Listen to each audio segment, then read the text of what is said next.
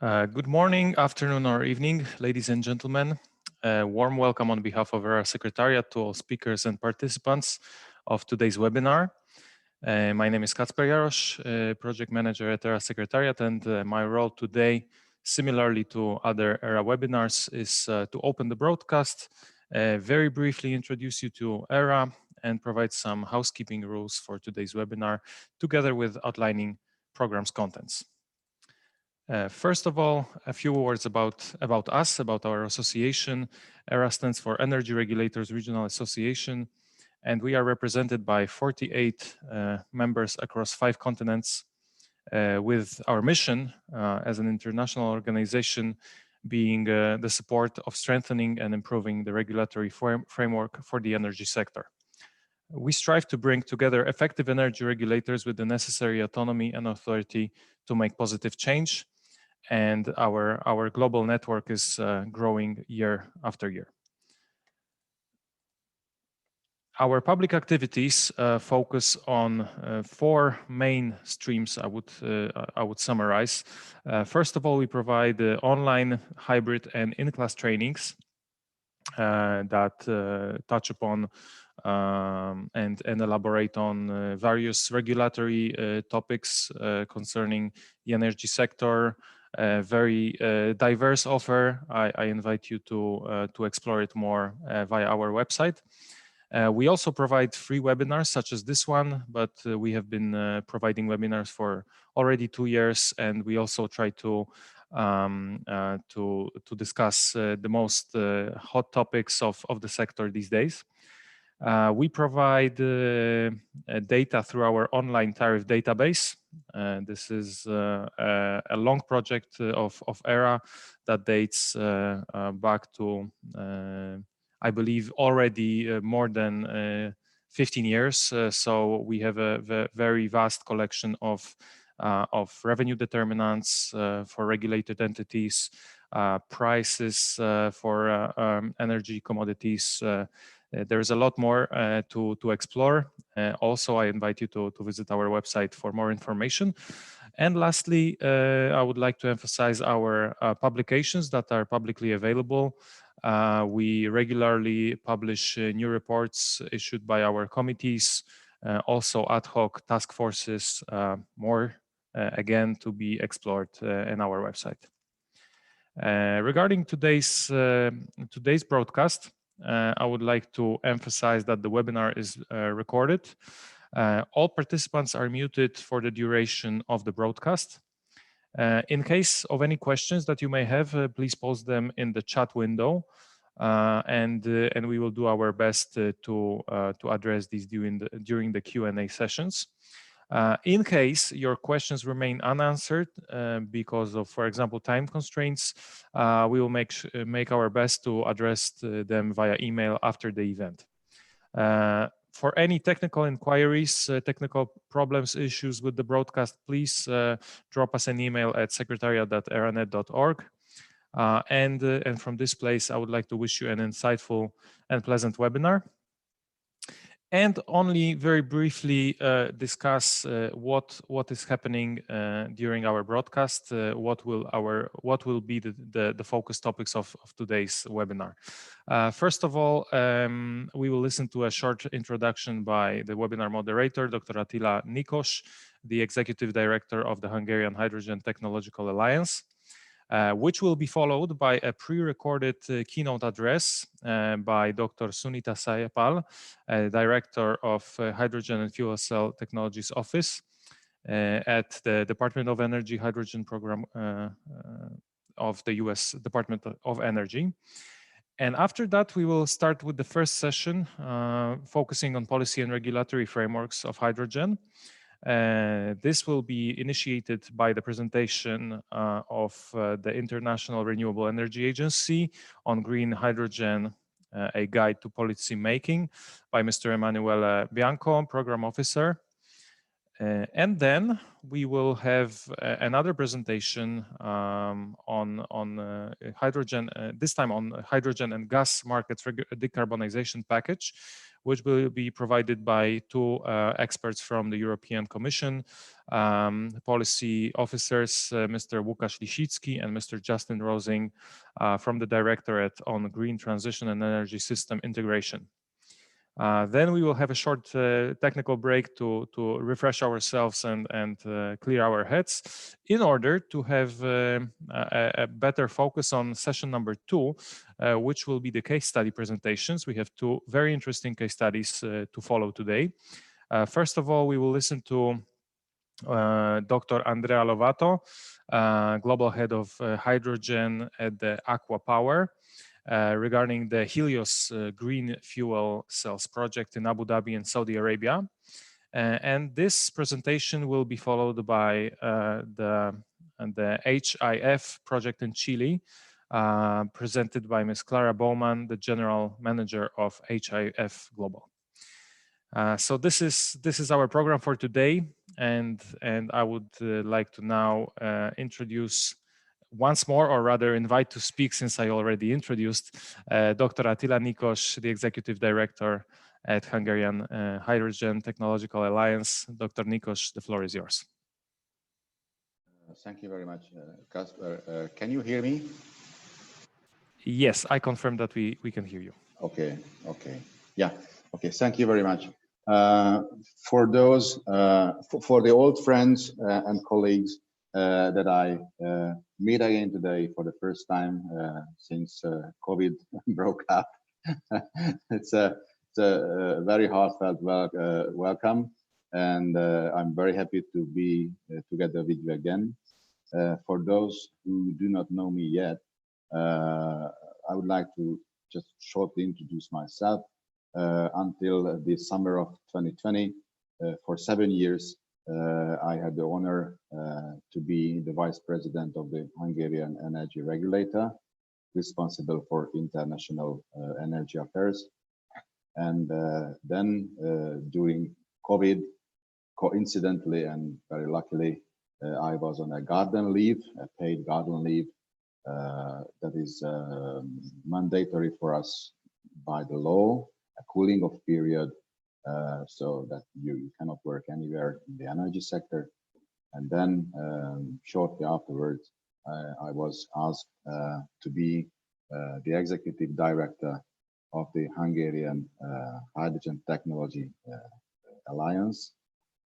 They needed an expert. They needed someone who could lead the daily work and the affairs and a bit of a policy. And I am doing this since last November. And we are on the track to build a hydrogen-based society, hydrogen society in Hungary for the future, a new industry that doesn't have a precedent in my country. And it will not be from one day to the other, but I hope it will be successful, and then sooner or later this will come.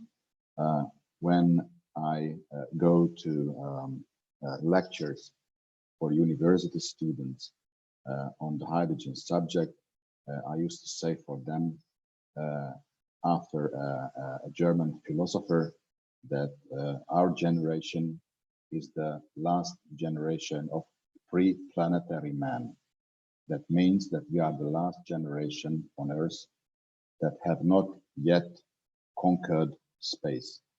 But we see that in the near future, for my son, a travel to the Mars or a colony at the moon will not be science fiction. For them, it will be reality.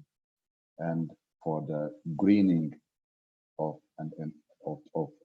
planet Earth, and also for long journeys in the space, hydrogen as the most common element in the universe, in the known universe, will be the fuel, will be their drink, will be their main, most important material in life.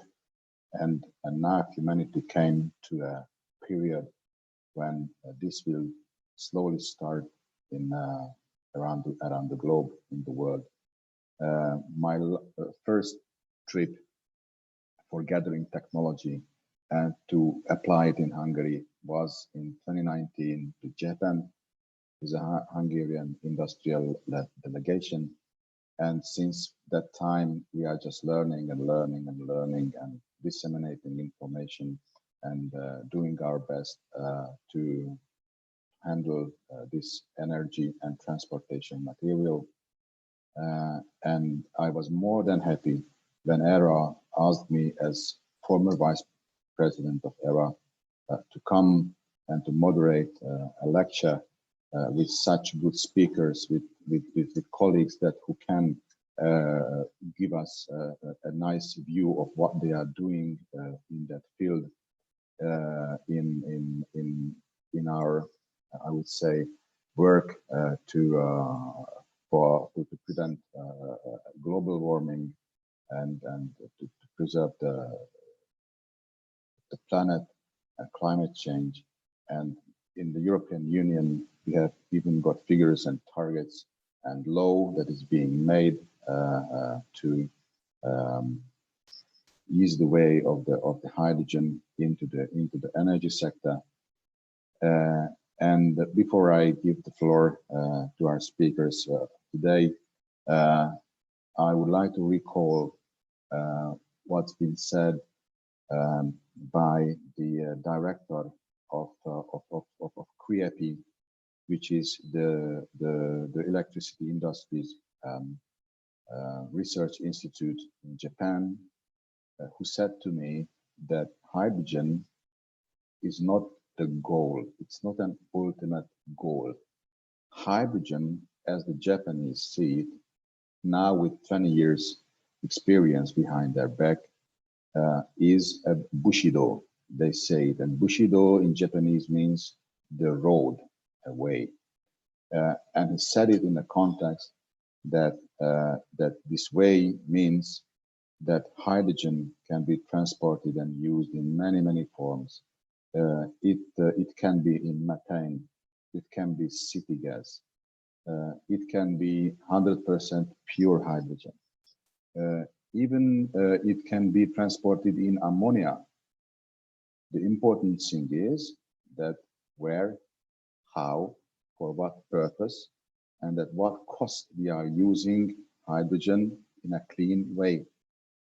So it not in itself is the goal, it's just the bushido, the way to go.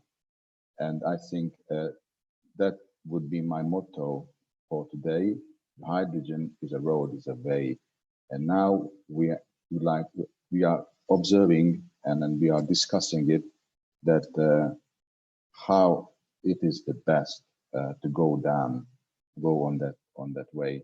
And with that, I would like to give the floor to Ms. Sunita Satyapal, the Director of the U.S. Department of Energy's Hydrogen and Fuel Cell Technologies Office, which is working within the Office of Energy Efficiency and Renewable Energy in Washington. So Christina, could you start the video presentation?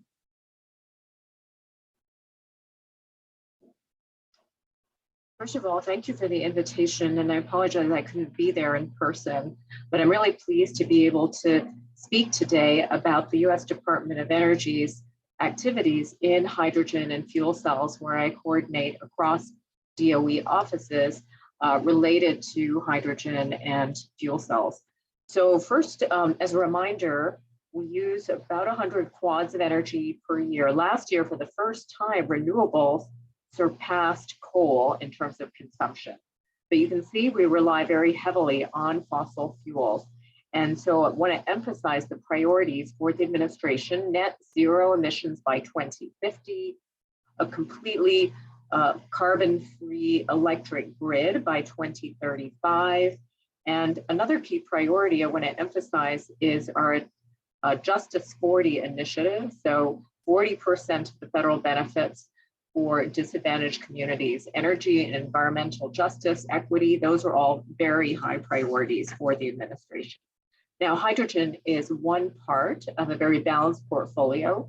We have a DOE hydrogen program plan, which provides a strategic view across all the relevant offices, renewables, fossil with CCS, nuclear, and our three priorities are really, we have to get to low cost, clean hydrogen and deliveries, obviously a safe delivery and storage infrastructure, and then finally enable end use applications at scale for impact.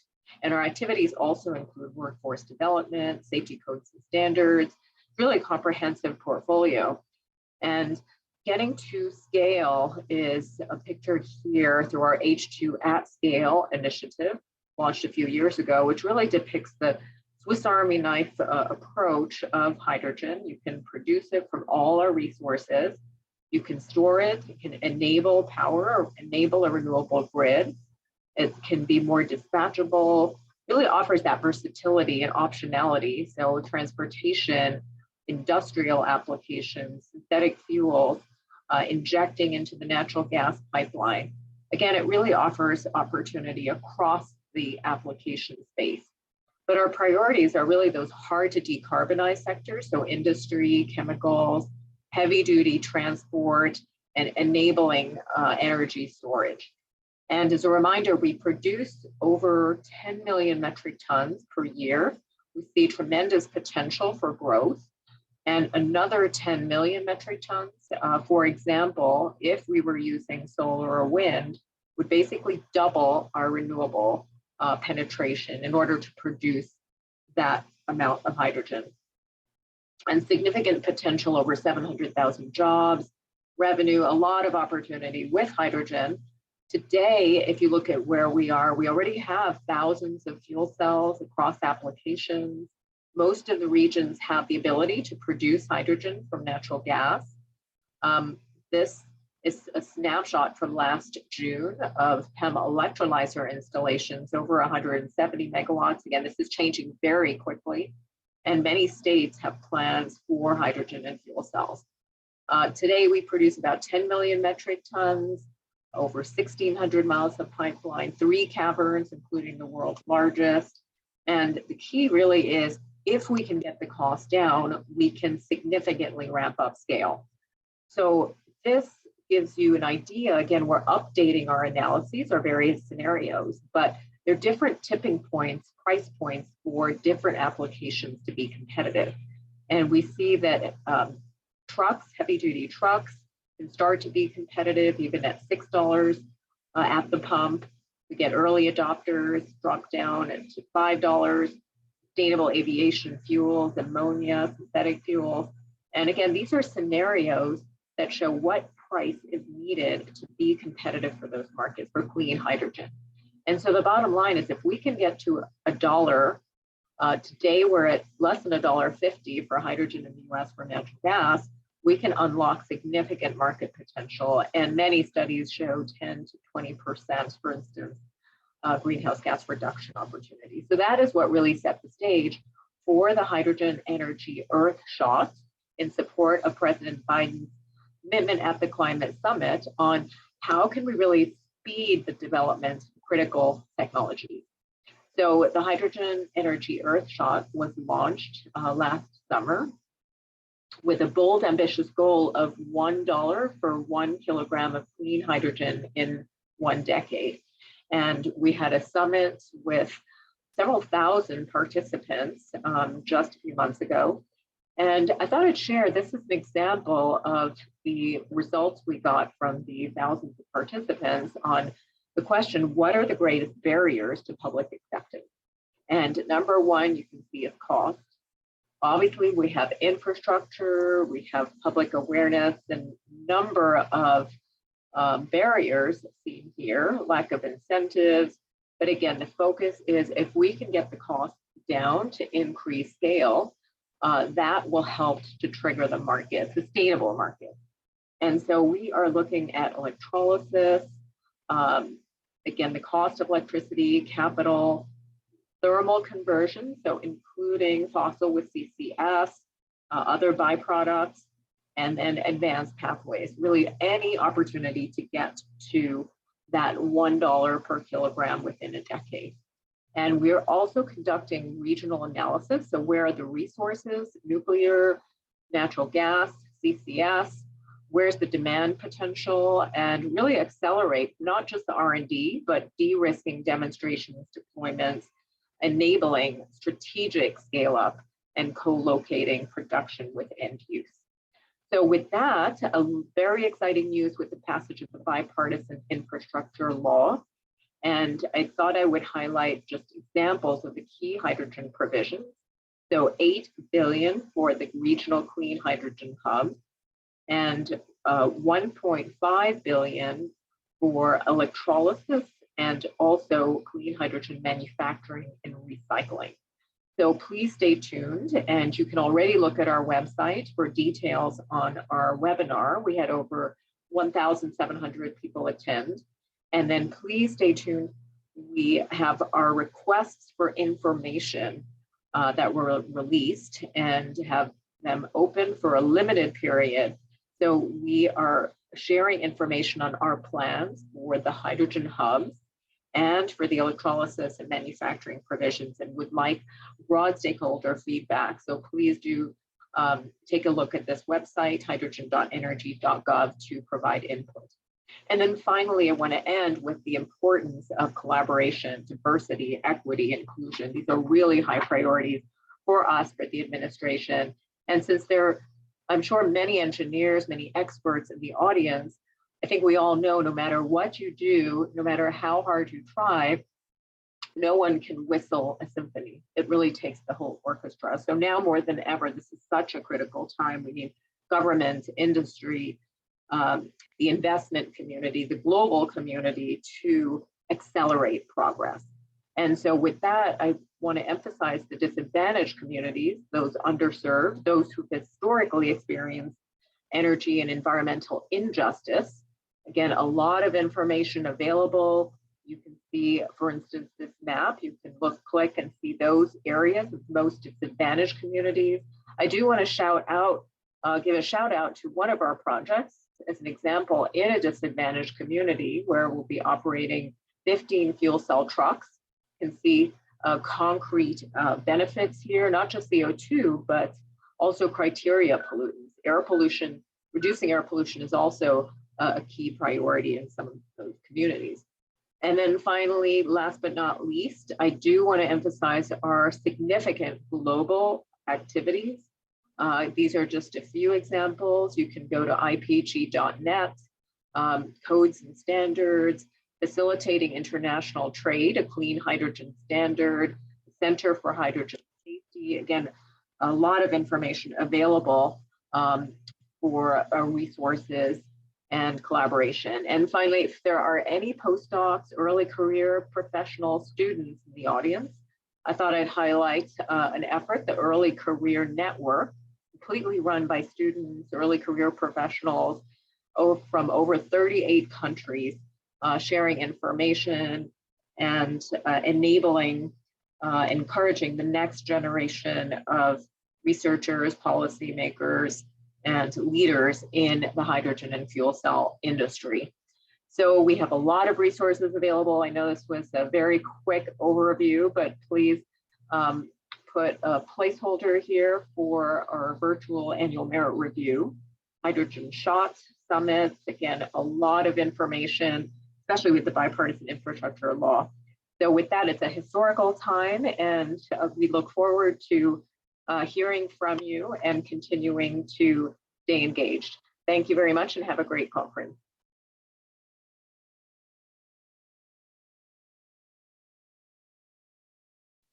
Thank you very much. I think this was a truly great presentation. I mean, it was very, very impressive how much energy and effort in the Department of Energy, Dr. Satyapal, Director Satyapal, and her colleagues put into this issue, and this is especially, I mean, very impressive for me, who have been multiple times during my tenure at the Energy Authority in Washington, in the Department of Energy. Every year when I went there, we lengthily discussed issues of natural gas and electricity markets. At that time, before 2020, that was not much word about hydrogen. It was just something that is thought that is gonna come, but it was not yet a part of the common thinking in the evolution of hydrogen energy industry. And that's why, for me, what I recollect from her presentation was just stunned me that already today in the US, there are 170 megawatts built in electrolyzer capacities, and they already produce 10 million metric cubic meter of hydrogen, which is a number, just for comparison, that in total Hungary today we produce 100,000 tons, and this is not too much. Okay, and the money they're gonna invest, they plan to invest that $10 billion in 4 years in that industry. That itself speaks for itself. For me, it is something fantastic that how they manage this issue. And with that, I would like to give the floor to Emanuele Bianco, and I would like to ask him to make his presentation. Emanuele, the floor is yours. I don't know what's your impression before you start, what you want to say about what we heard from the US, but I'm very interested in that, what you think of that, what Director Satyapal just told us. Thank you for giving me the spotlight. Yes, no, it's always impressive the pace of the development of new hydrogen projects and green hydrogen projects. And we should remember that this is not the first wave of interest for hydrogen. So out there is already quite a sizable amount of knowledge about hydrogen, but this time is different. And with that, I can start the presentation because it is very well. Let me find my presentation and here it is. So you should see my screen and should be back. So yes, by the way, for whoever doesn't know, I'm Emanuele Bianco. I work in IRENA, the International Renewable Energy Agency, which is an agency with more than 180 member countries, an international organization that is striving to assist policymakers and the general population to decarbonize the energy sector and the energy transition, and to achieve the energy transition. So my role is in the policy unit, where we assess any kind of policies for renewable energy, and in particular, recently we focused on the policies for green hydrogen. Because yes, there is a lot of going on green hydrogen, but regarding policies, there is not yet too much. We are seeing a lot of commitments, but not a structured regulation. So we focused on this and we started assessing it. And the reason for this is because green hydrogen is important. It's important, and we realize that this time we need green hydrogen in our daily life in a very short time frame. Green hydrogen and its derivatives can provide 10% of the needed emission reduction, according to our study, the World Energy Transition Outlook. This means, however, that we have to pass from the current 120 megatons of gray hydrogen produced every year, more or less, to around 400 megatons. So 4 times more, but of green hydrogen, for which we don't have enough electrolyzers for sure. We will need around 5 terawatt of electrolyzers. And this to make enough green hydrogen to fuel all our industry, steel making, ammonia production, methanol production, and so on forth, and the ammonia for long haul shipping and the production of sustainable aviation fuels.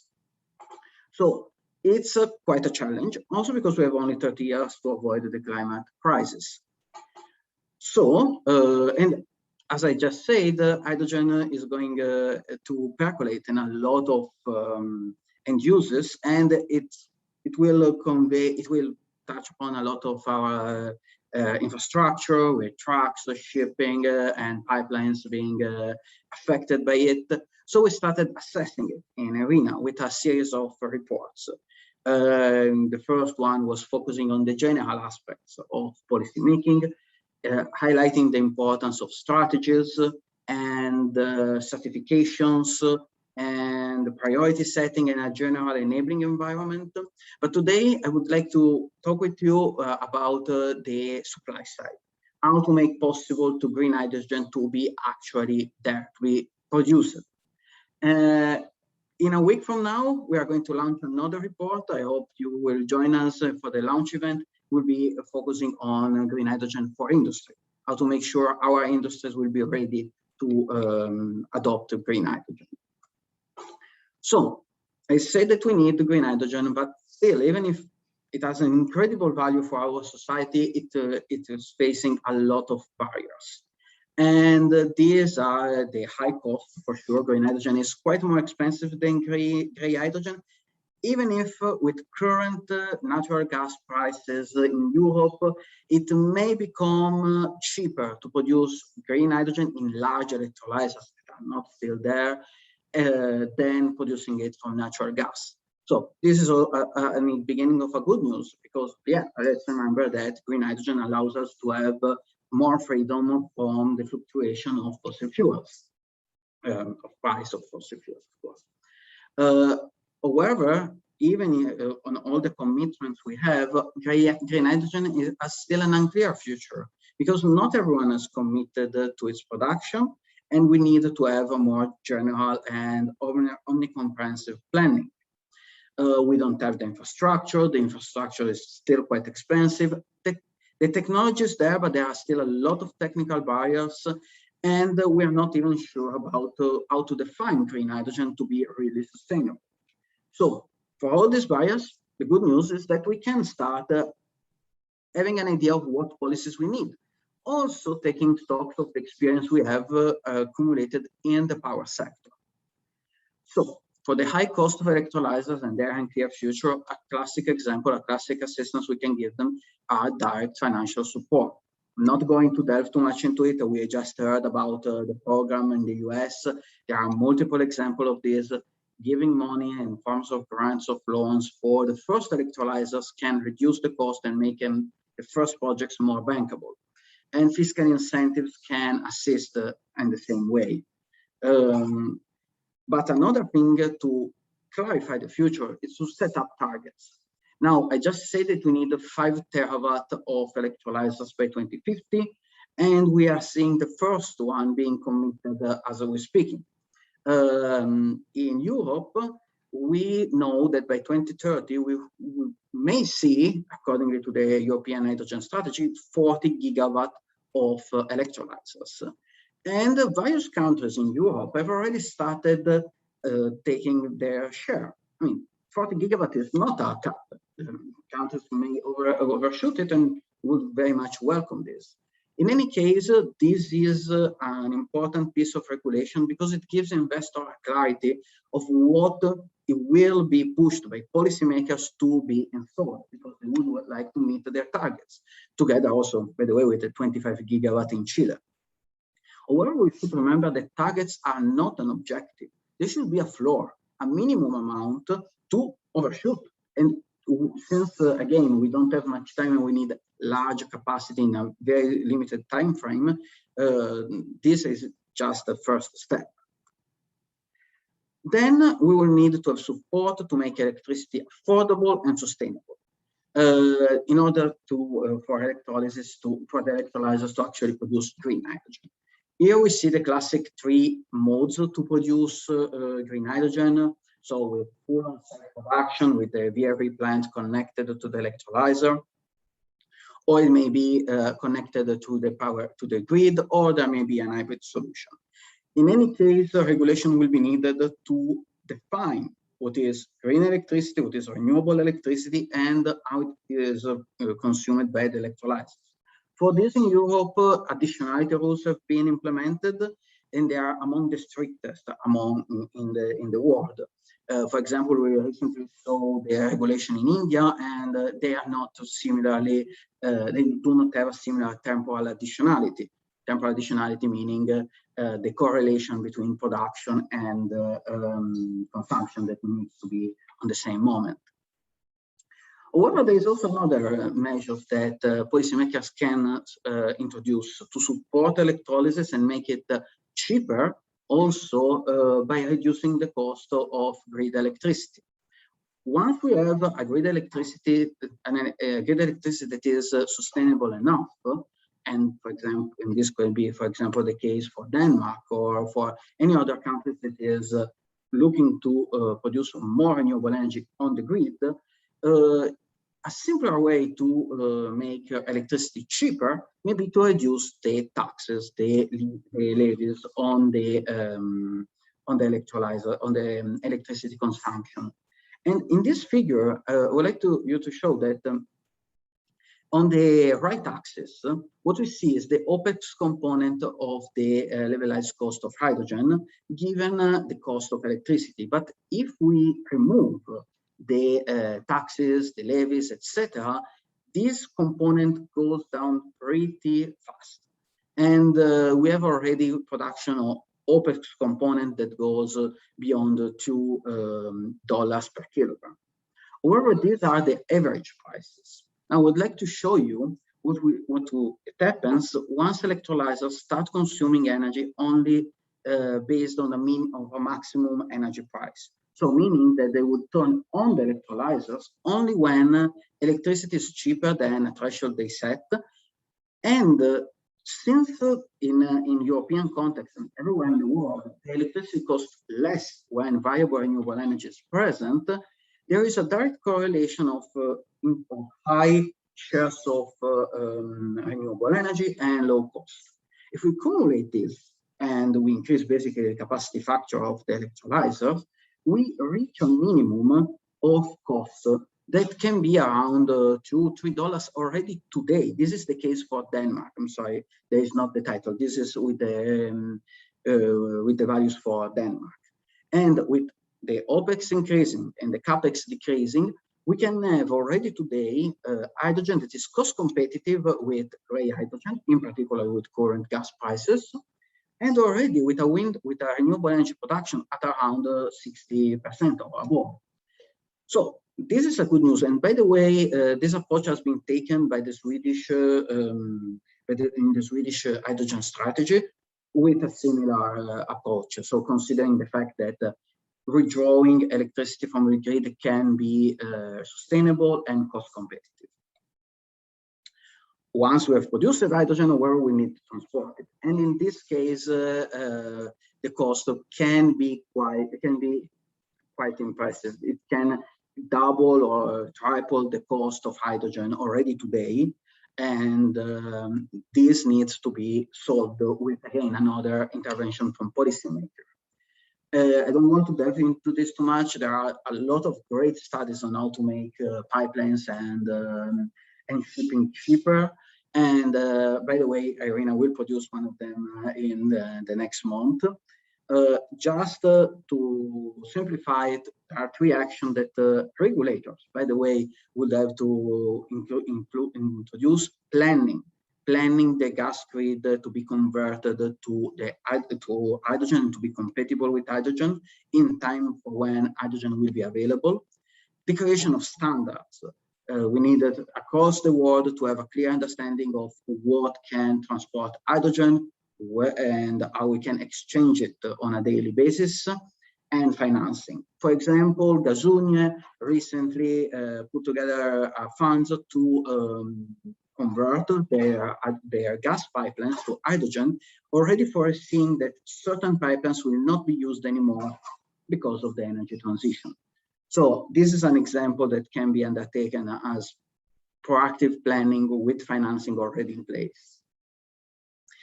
There is one thing that I would think very well before adopting, that is the blending. There is a lot of talking about the opportunity to blend hydrogen in the gas grid.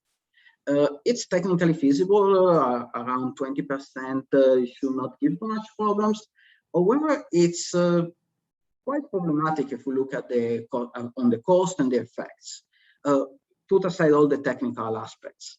We would have, even with a cheap hydrogen, green hydrogen, around $4 per kilogram, an increase in price of around 37%. And with that, we are only decarbonizing our gas grid by 7%.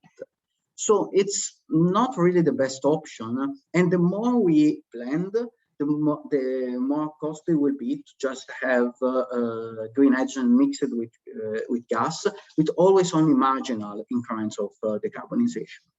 So going for the full conversion and not use hydrogen as a full substitute of gas, it will be a better way.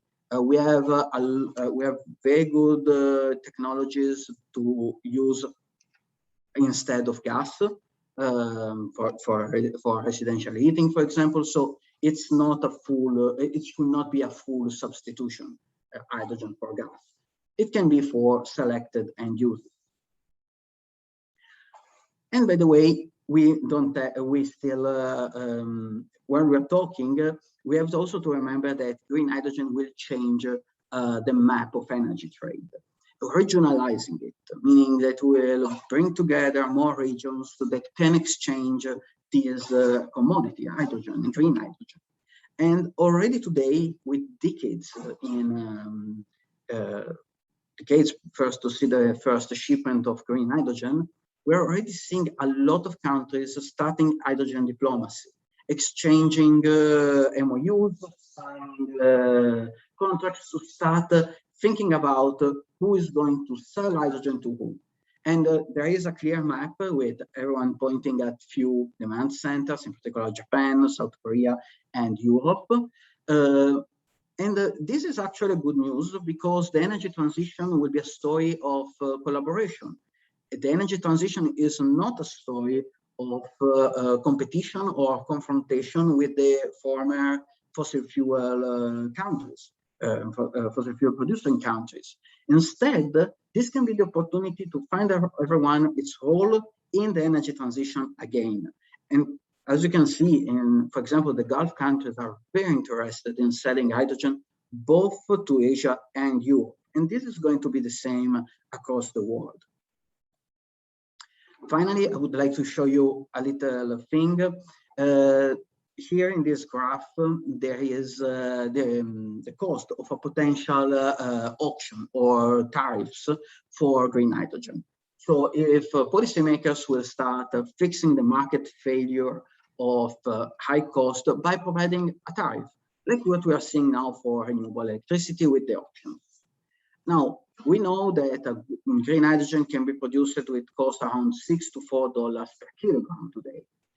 This, if we move it in megawatt hours, is around 108, topping $180 per megawatt hour.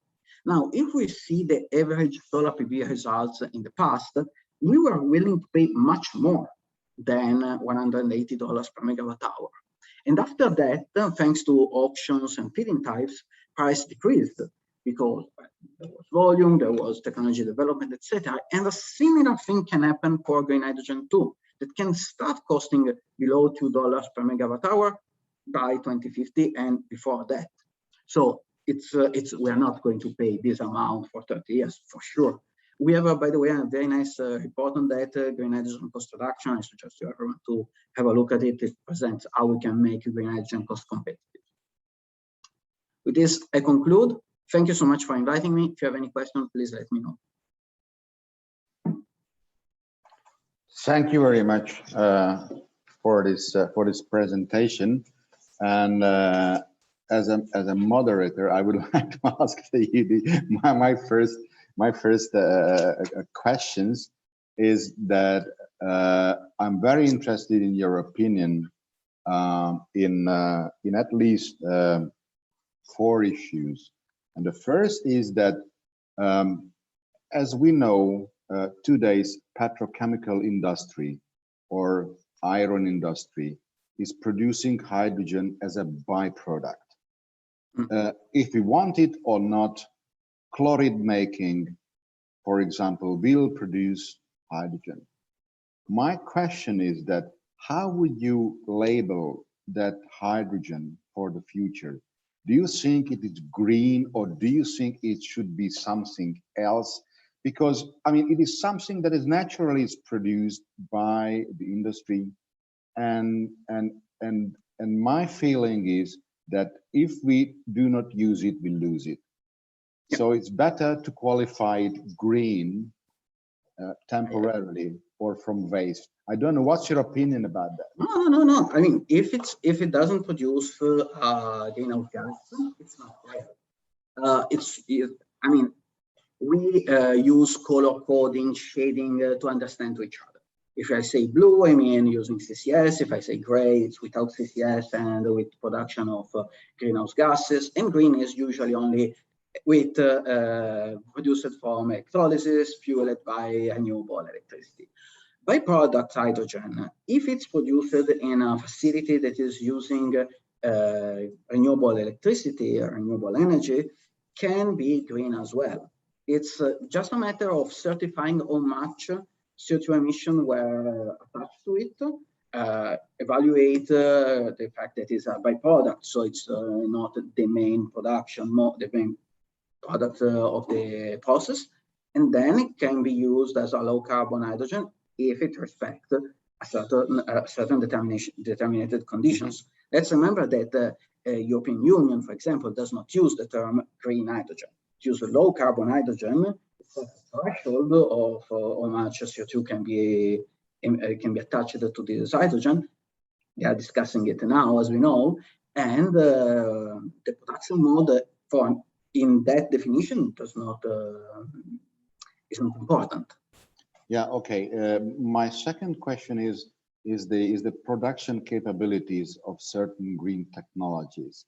Our experience in Hungary is, for example, that photovoltaics in itself are very land-consuming plants, and the availability of electricity or the production capacity is very low, like 15%.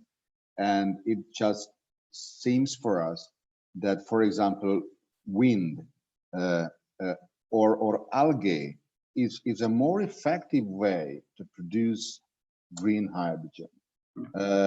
What is your opinion about that? That is there a ranking among the green technologies, and what would be your ranking?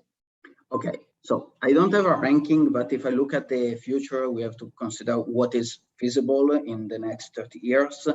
The fact that when we're talking about green hydrogen is always about electrolysis and not biomass or other solution is due to the higher technological readiness level.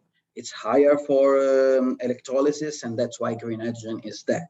In the meantime, the academia is looking to other solutions, and it's what they should do. We have to have also other opportunities. If there are any other technology we can use, it's nice. On the production mode, yes, of course, Europe for production of green hydrogen in Europe, offshore wind and onshore wind are the main solutions, the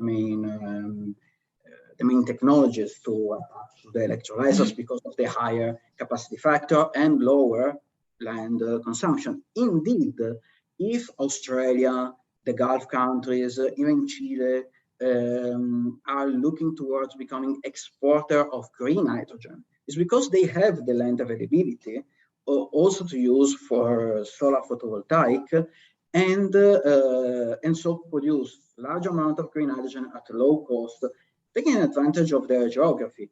And that's also the same reason Germany is looking toward importing green hydrogen. If you look at the statements of the Hydrogen Diplomacy Office, they definitely say we are going to import it because we don't have the space to produce it all by ourselves. So it's a given that our land constraints in Europe are the main reason we are looking towards importing it. And we have a lot of neighboring countries that can assist us in that. Let's not forget also all North Africa. In fact, Morocco is another of those countries that are looking towards becoming a major hydrogen exporter. And this is different from the desert tech approach because, well, it's molecules and not electrons, and it's easier to transport in comparison.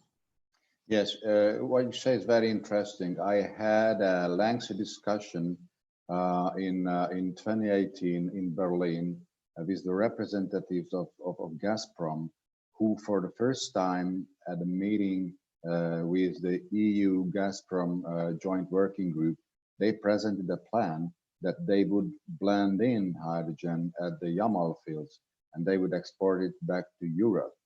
And then at that time, with the EU Commission's DG Energy, we looked into each other's eye, and we said that maybe that's not the most economical option to do that.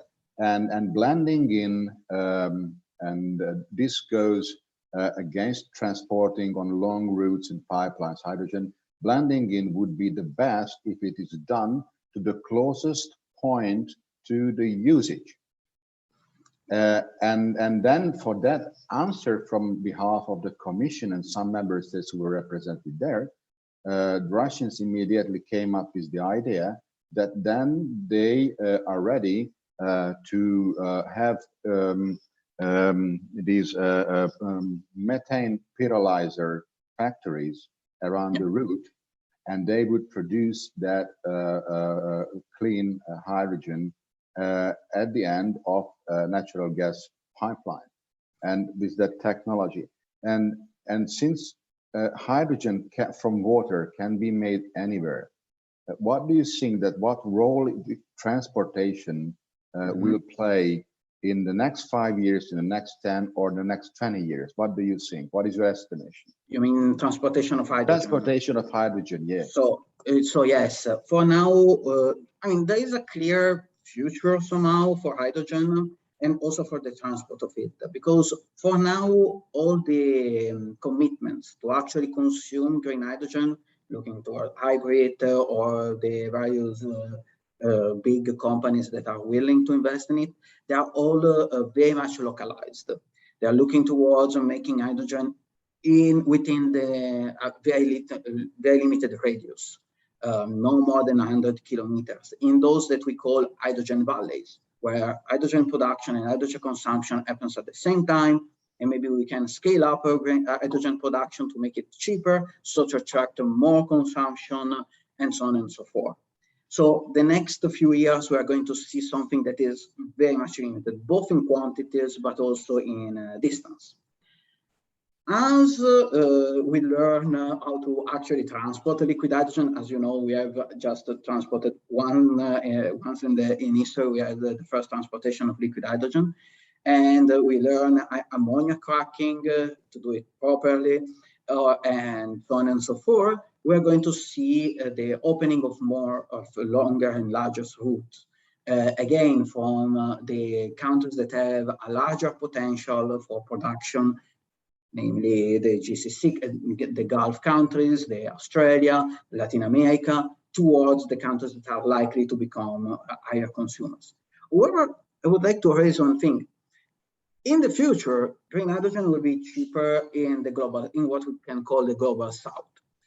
And the history of industry told us that the story of industrialization, the map of industrialization is the map of energy sources. If you look at England in the 19th century, the companies started being built around coal mines. It's not impossible to start thinking if in the future industrialization in the global south will be enabled by cheap green hydrogen. For now, it's mostly futurism, almost sci-fi, but it's not that impossible to think and impossible to imagine. This will mean that instead of having to transport green hydrogen or green ammonia, maybe what we will see will be the transport of green steel or green products directly produced locally with green electricity and green hydrogen. Okay, I don't see any questions from the floor yet, but I encourage colleagues to put their question on the screen. In the meanwhile, while I'm waiting for questions, and my last question, since we are regulators here sitting, is that in LNG importer countries like Portugal or Japan, the electricity authorities have got fairly nice and clean tariff calculation models. Mm-hmm. Okay, we also have that for gas grids, and we also have that for purely for electricity grids and producers and market. And my question is that, what is your feeling? Is that hydrogen market regulation will be more like the gas, or will be more resemble to electricity? Look, this is the $1 billion question, considering the amount of money that are going to be invested in it. We can only imagine it. And the energy transition, because it's almost all these investments are very capex intensive, we know that this kind of investments prefer to have not spot markets, but long-term commitments, long-term take or pay kind of contracts. I would say that what we're going to see in the short term, meaning in the next 20 years, are long-term kind of PPAs. So it's not the right word, HPA, hydrogen purchase agreement, among countries or even within the same country. But we are not going to see a sort of spot or marginal kind of markets. Then once green hydrogen will be an established technology and there will be a solid availability and no alternative, no fossil fuel alternative, there may be another evolution, like for the LNG market, that if I'm not mistaken now around 1/3 is exchanged with spot markets. So yeah, I think this may be the route, but only because of the financial constraints of electrolyzers. Okay, thank you. Questions from the floor, please.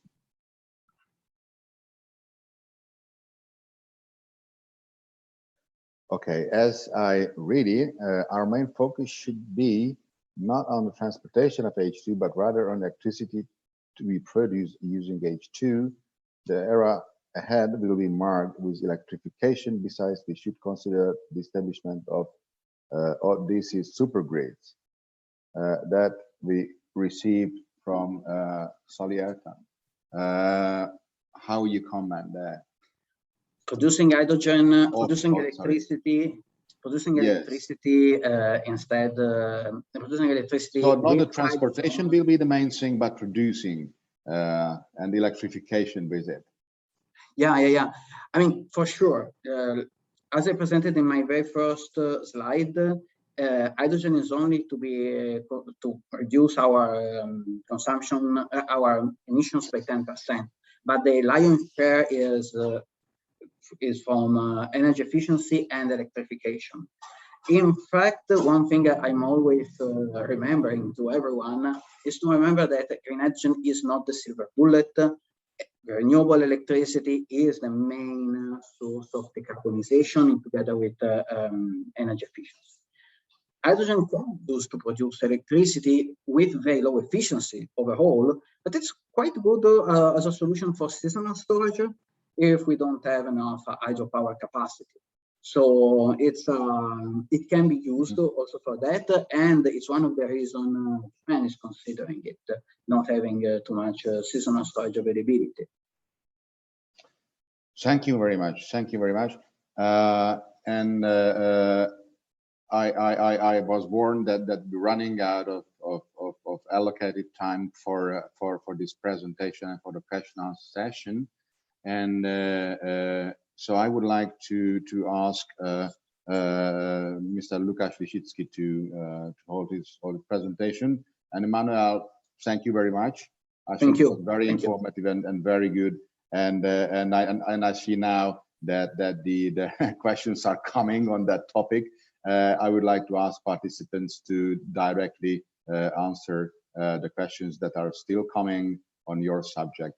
But the floor is yours from the DGNR. So if you would start, then thank you. Good afternoon. This is Justin Rosing from the European Commission, and I will present our Fit for 55 hydrogen and gas markets decarbonization package today, together with Lukasz, my colleague. I just quickly wanted to check whether you can hear me and you can see my screen. Hello, Justin. I confirm that we can hear you and we can see the presentation. Great. Then I quickly continue. As most of you or some participants might know, during the last meeting, I myself gave a first look into the direction of the package that we have been working on hydrogen markets, hydrogen infrastructure, and the role of low carbon and renewable gases in the conventional gas grid, and that was whilst we were working on this package. So today gives us the opportunity, now that our package has been released in December last year, to explain to you well, what's actually in the package, and to go to a more substantiated level than the presentation I gave during your last meeting on hydrogen. But quickly to set the stage, I also referred to this slide during the previous presentation. Of course, we have the target of climate neutrality in the European Union and to reach it towards 2050. We still think, and it has already been said by previous speakers, that gaseous energy carriers will remain to play a role, but we are well aware of the fact that there should be a change in the decomposition of these gases, and it should not only be abated and natural gas, but obviously also hydrogen and new and renewable and low carbon gases such as biomethane. So this slide explains the expected role and the expected changes in the composition of gases as we envisage it, in line with our goal of climate neutrality.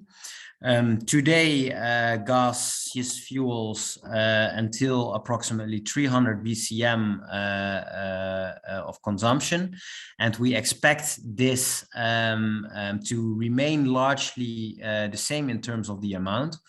Nowadays, 95% of the gaseous fuels is methane gas, whereas we envisage that hydrogen and biogas and abated natural gas will be the gaseous energy carriers in 2050.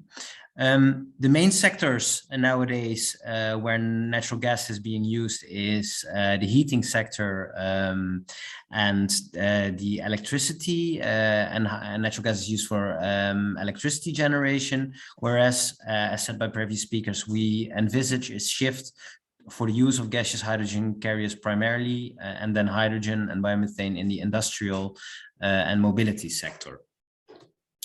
So the hydrogen and gas markets decarbonization package, as this slide outlines, our package has 5 policy aims. Firstly, to facilitate the access of renewable and low carbon gases to the existing natural gas network.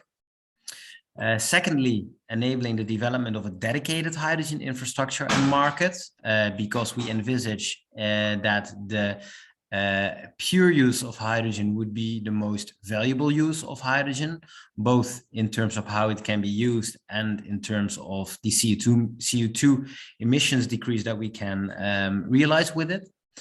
Thirdly, the package goes into the target to foster network planning between the various energy vectors in order to ensure that networks are being developed where necessary and in the most cost-efficient way. Fourthly, our package has the aim to promote consumer protection and engagement in renewable and low carbon gases. And fifthly, which is obviously very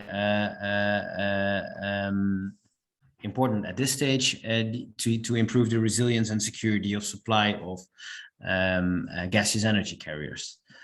I quickly hand over to my colleague Lukasz, who will do this first slide. Yeah, many thanks, Justin, and good afternoon and morning to everyone. Thanks for the yet another invitation and opportunity from ERRA.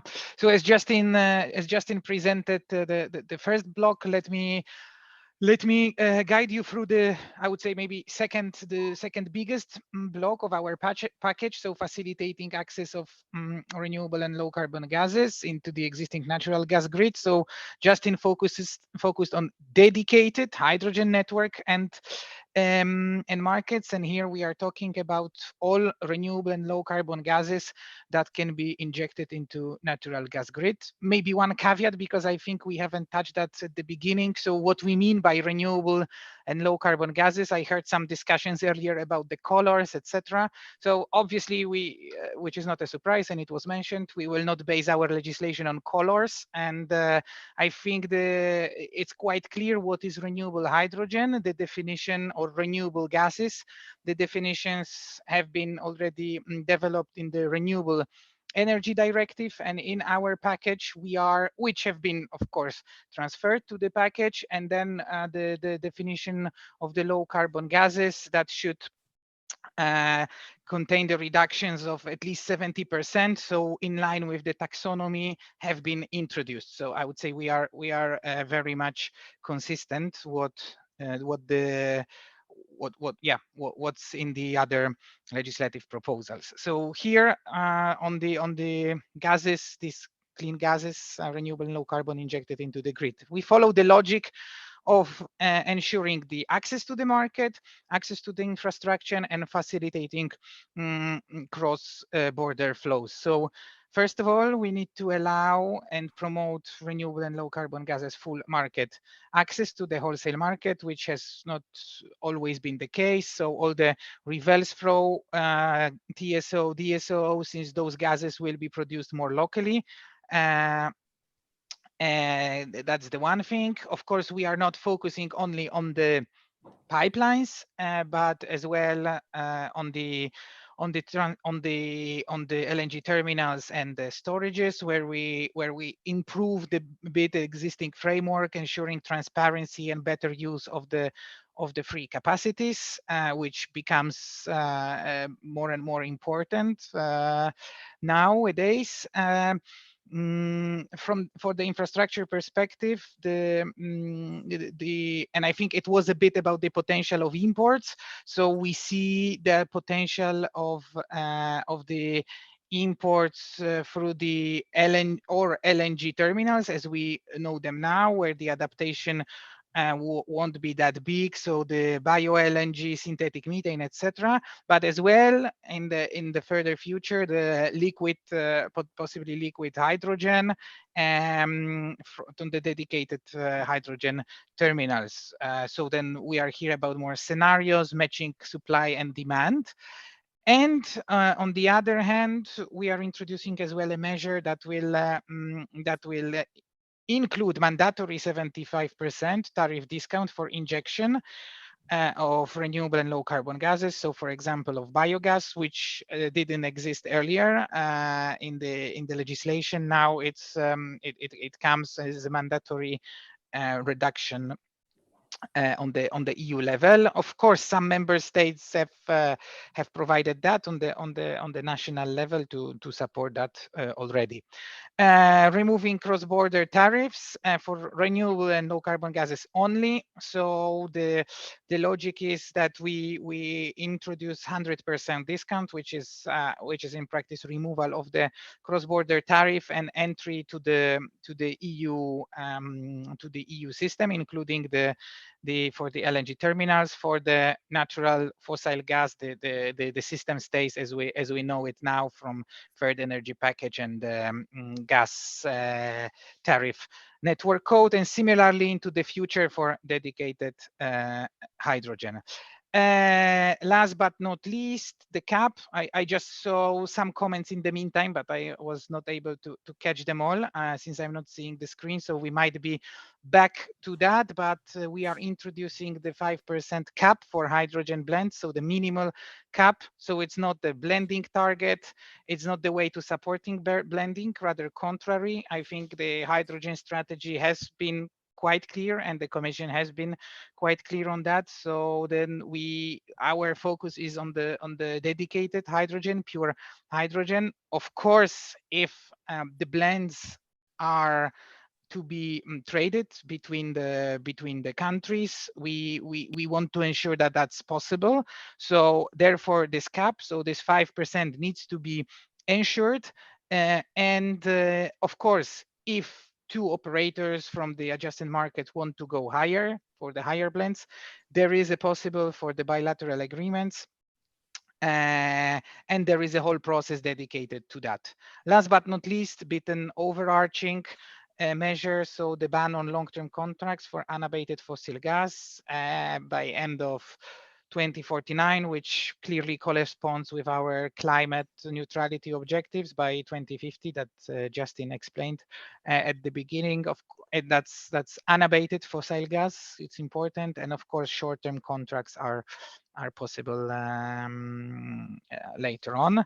Maybe we can move to the next slide.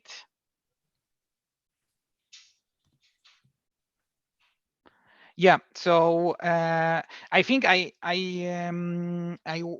went through the main points, right? I hope it clarified a bit, or it fed into the discussion that is happening on the chat. That sorry, I cannot fully follow, but happy to take some questions on that. And I think for the interest of time, we can move into that.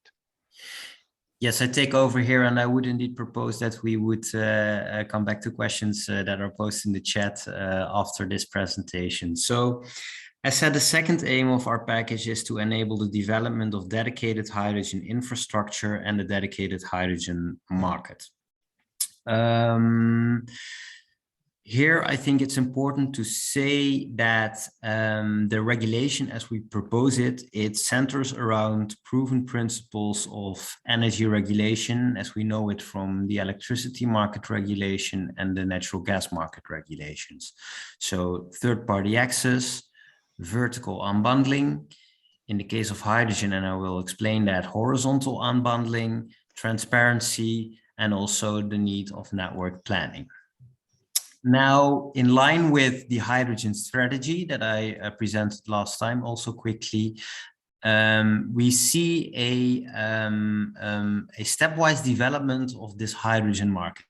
There is not a hydrogen market right now. The hydrogen market is nascent, but we have ambitions. We see that many projects are popping up. And in line with our scenarios, we think that the hydrogen market in Europe will most likely develop or be way more mature in the period as of 2030 or from 2030 to 2050. So in line with what's happening on the ground and what we see in our scenarios, we have tried to make our proposed regulation commensurate with the development of the market. So we envisage two steps in terms of regulation. We envisage regulatory flexibility in the transition phase until 2030. And we have set a clear regulatory perspective for the end phase as of 2030. So until 2030, there will be flexibility. Member states would have the opportunity to tailor-made their regulation to what's happening on the ground in case they want to develop a dedicated hydrogen market. But together with that, we think that a clear regulatory perspective is needed on the one hand to ensure enough investment certainty, because what you see now is that many projects pop up, but final investment decisions also wait for the regulatory perspective.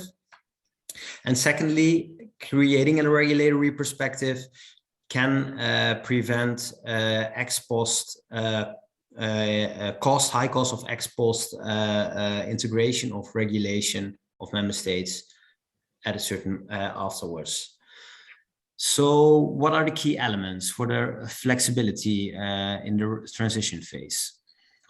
With regard to third-party access, we leave flexibility for network operators, hydrogen network operators, and hydrogen network users to agree on tariffs. So, tariffs are based on are shaped on the basis of negotiations between users and operators. So we apply the so-called negotiated TPA regime. There will be a separation of hydrogen production and supply activities from transport activities, so-called vertical unbundling. As we have a greenfield situation within hydrogen, so we don't have a situation in which vertically integrated undertakings are already existing or only to a very minor extent. We have the opportunity to go for ownership unbundling as a default option, but we leave in the flexibility phase the ITO and ISO model as a possibility. So concepts as we know them from the natural gas market regulation. There's legal separation between natural gas and hydrogen network operators, this so-called horizontal unbundling. This means that if, and we see it with regard to repurposing, a natural gas network operator would be interested to pursue hydrogen network activities, it is allowed to, but within a same company, there should be, for example, a legal separation between both activities. In line with a firm principle of cost reflectiveness of tariffs, cross-subsidization of hydrogen networks is as a default rule not allowed, should as a default rule not be applicable, but also in this flexibility phase, we would, under very strict conditions, allow for cross-subsidizations of hydrogen networks by natural gas network revenues. What we have proposed as conditions is that potential subsidies can only be levied on domestic users, so on the exit points of the system. They can only be limited in time, and they should be subject to regulatory approval. Today, already some privately operated hydrogen networks exist. We know an example in Northwestern Europe as Liquide and Linde, and we have targeted and temporary exemptions when it comes to the TPA principle and the vertical unbundling principle for these type of networks. But we have created a cutoff date, which means that as of 2030, they have to abide with the rules as they apply to newly developed hydrogen network and their operators. Hydrogen infrastructure is not only about pipelines, but also about storage and terminals. We have chosen a regulated TPA regime or proposed a regulated TPA regime for hydrogen storage because storage is scarcely available, can be considered to be developed as a natural monopoly, and accordingly, especially in light of their importance for the hydrogen system, in which supply and demand will not always be equal, and there's an economic importance for storage, we have decided to propose a regulated TPA regime. Whereas for terminals, we don't know yet what the role of hydrogen import will be. There are some assumptions, but there will be enough ways to import hydrogen. So there will not be, in our view, the idea of a natural monopoly. And hence we have decided to propose a negotiated TPA regime. A novum in our legislation is also that we provide for the creation of an EU entity for hydrogen network operators, a so-called ENO, that should exist alongside the ENSOG and the ENSOE, the existing European representations for network operators as we know them today. And this is also meant to create the role of hydrogen at an equal pace of, to electricity and gas. So as of 2030, a regulated access regime should apply, which means the tariff should be approved or set by regulators. We will not have network tariffs at cross-border points of the hydrogen network. So what we envisage is that the European hydrogen system would be an entry-exit system which covers the whole of Europe. And we have envisaged rules on how to finance the cross-border interconnections, and have proposed a governance, a way to govern and for potential operators of hydrogen networks to come with solutions to finance cross-border points. Targeted exemptions for hydrogen valleys will remain to exist, mostly on unbundling principle. And with hydrogen valleys, we mean, well, let's say geographically confined hydrogen networks that will be developed alongside the idea of a hydrogen backbone. And we envisage an equal regulatory regime for the intra-EU and the import pipelines. So as said, fostering network planning of hydrogen, gas and electricity is also this a name of our proposal. What we have proposed is explained in these 4 blocks. So whereas previously only ITOs and ISOs were obliged to come up with a network plan, we now envisage the creation of a single network development plan to be developed by all natural gas TSOs, and that should be based on a joint scenario. So the joint scenario making between electricity, hydrogen and natural gas TSOs is an important element. These plans should be aligned with the national energy and climate plans and the union-wide 10-year network development plan. An important element of network planning and an important requirement that we have included is that gas network operators should include information on infrastructure that can or will be decommissioned, as they could be potentially used to repurpose for the transport of hydrogen. And alongside this integrated network planning, we have also chosen to create a hydrogen network development reporting obligation. So not a full-fledged plan for hydrogen network operators. And this is meant to show transparency to potential users of the network on how network operators for hydrogen envisage the development. And this should, for example, also support the selection of the PCI projects on hydrogen, which is now envisaged in a new 10E regulation. So the reporting obligation is to create transparency and to support the PCI process under the 10E. On this slide, I also quickly explain why we chose for reporting instead of a plan, because we have a negotiated TPA regime envisaged for hydrogen, which means that it's not about required investments that should be included in a plan on the basis of which tariffs will be decided upon, because this role of the network plan, or because of the negotiated TPA regime that we envisage, this is not necessary. And due to the immature status also of the hydrogen network, we have chosen for a reporting obligation.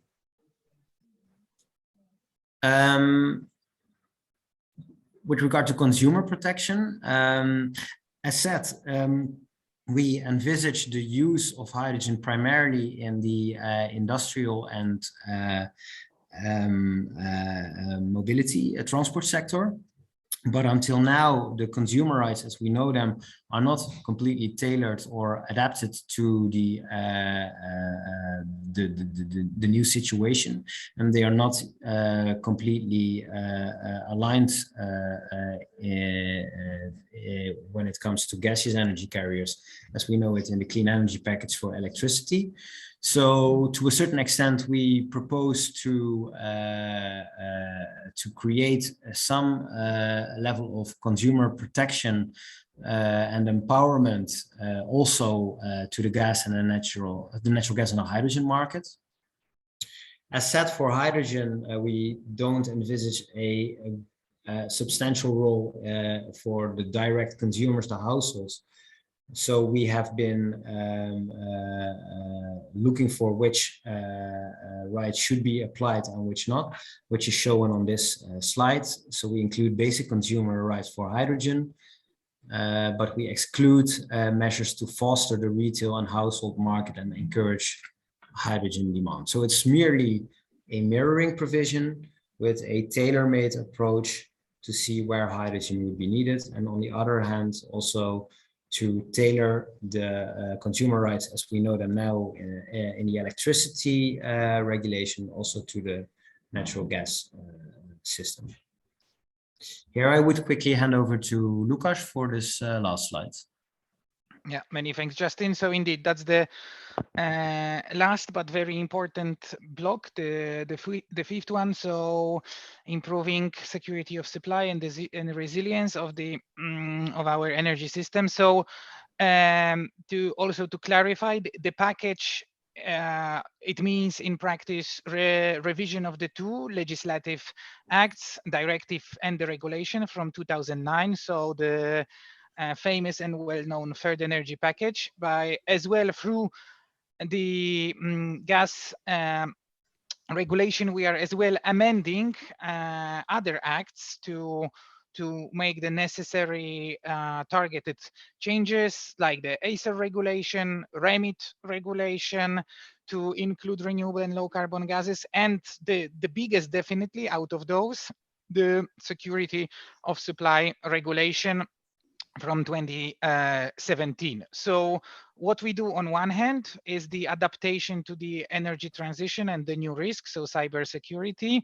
So we are extending the framework to renewable and low carbon gases, that this aspect is as well taken from the security perspective, and broadening the scope of cybersecurity as well to the gas sector, since it was previously, and based on clean energy package, focused on the electricity sector previously, including the network code, etc.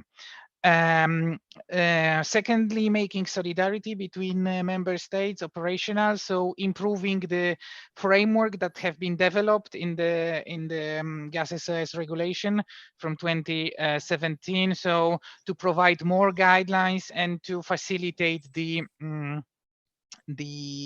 development of the solidarity agreements between member states in question. So the solidarity will be a last resort measure between the two neighbors, and then developing or broadening more the reflection on the storage, so more effective gas storage and enhanced European role of storage, that's that they become the part of risk assessment and the regional level, and where necessary in relevant plans, and that are as well consulted by gas coordination group. So we raise a bit the storage, if one could say that, towards more regional and European aspect, to plan it better and to ensure better and more efficient use of this infrastructure from the security of supply perspective. Last but not least, the enabling voluntary joint procurement of strategic stock. Of course, the joint procurement have been already earlier possible, but in order to enable that, facilitate that, we provide more guidance on that, and more elaborated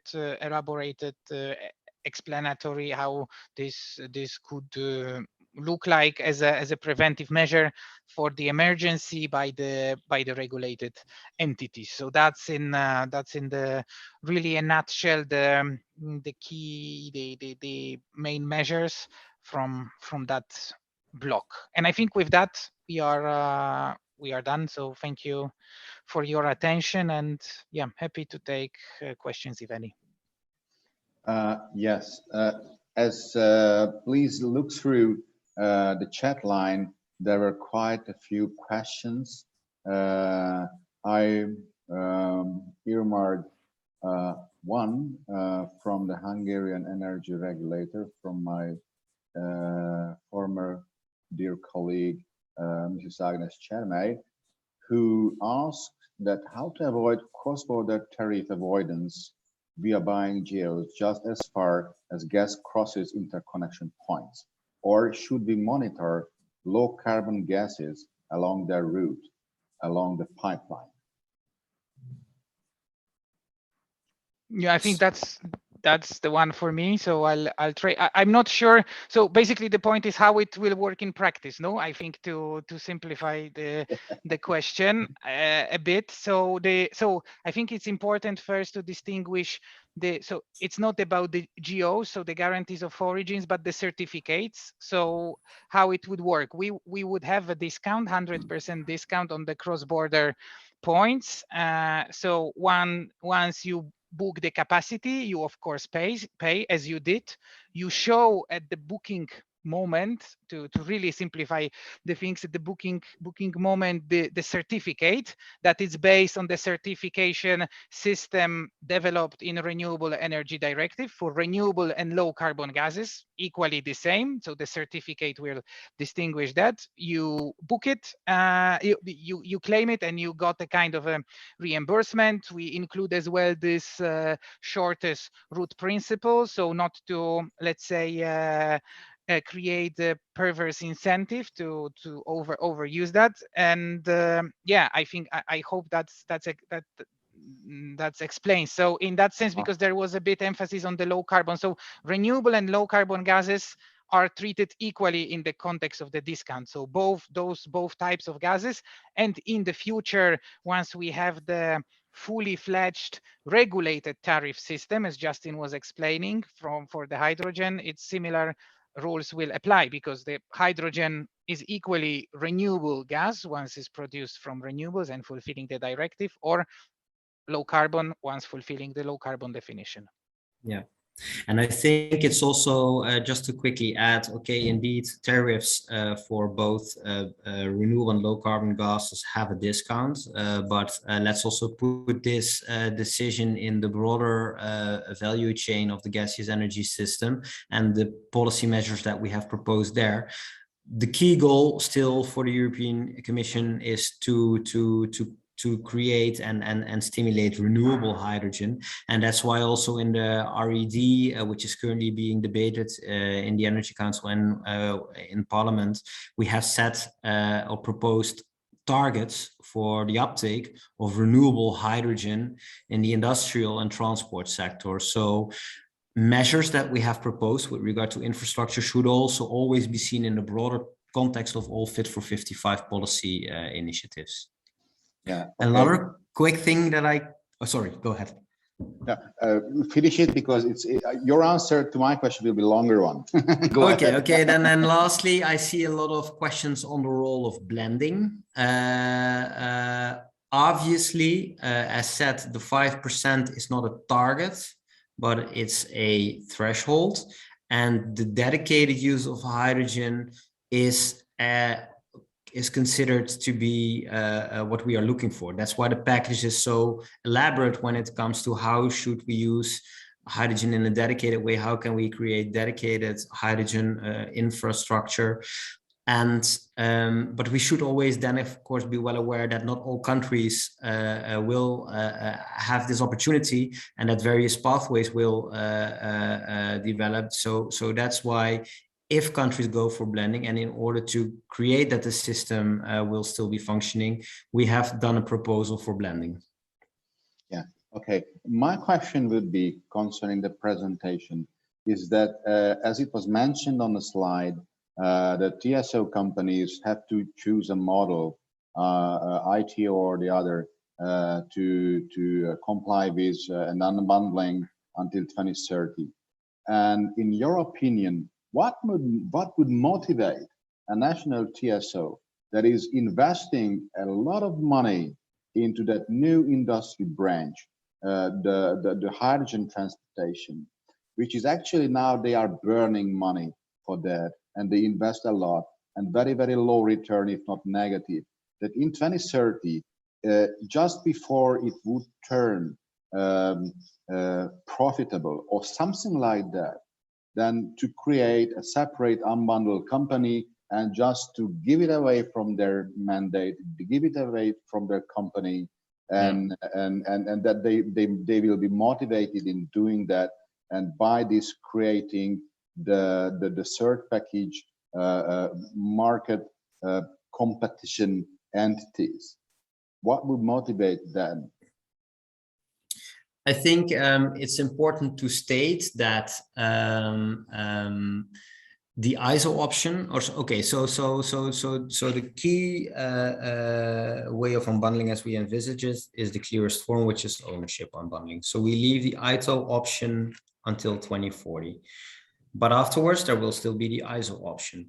So to that extent, I think that under the unbundling regime as we propose it, operators will still be able to reap the economic benefits of their investments.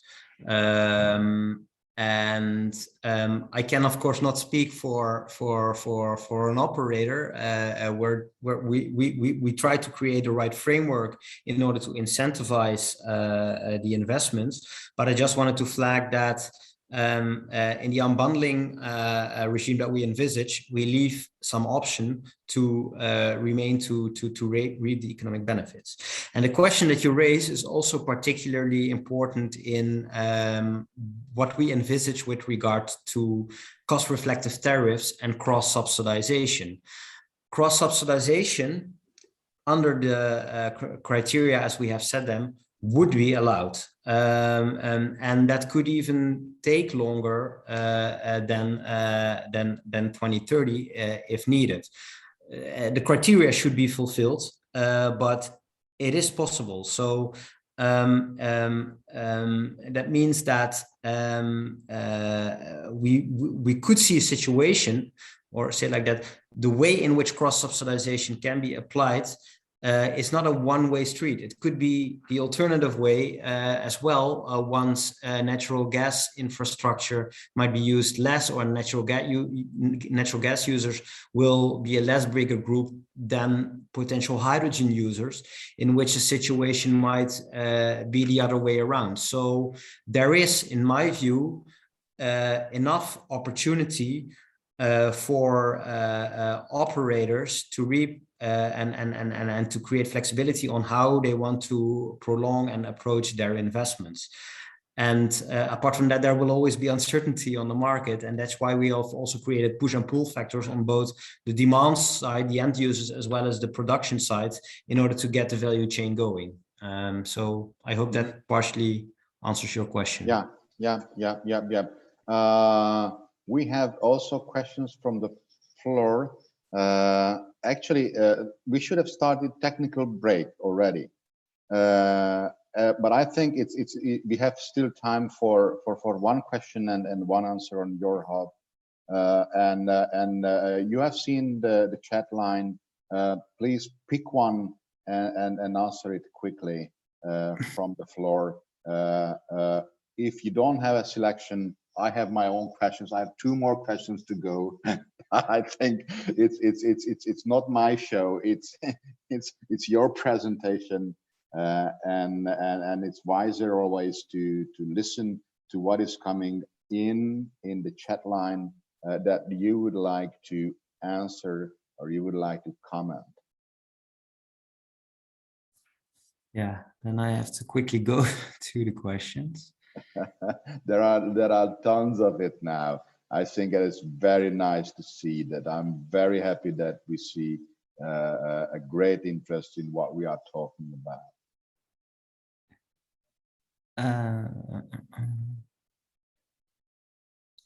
There is one at the end from Mr. Martin Kleimeyer, who is making very good comments and questions. And his last question is that how will the Commission solve the dilemma of either producing green hydrogen with low full load hours when green electricity surplus is available, in brackets, with acceptable electricity prices, and the resulting high green hydrogen production costs?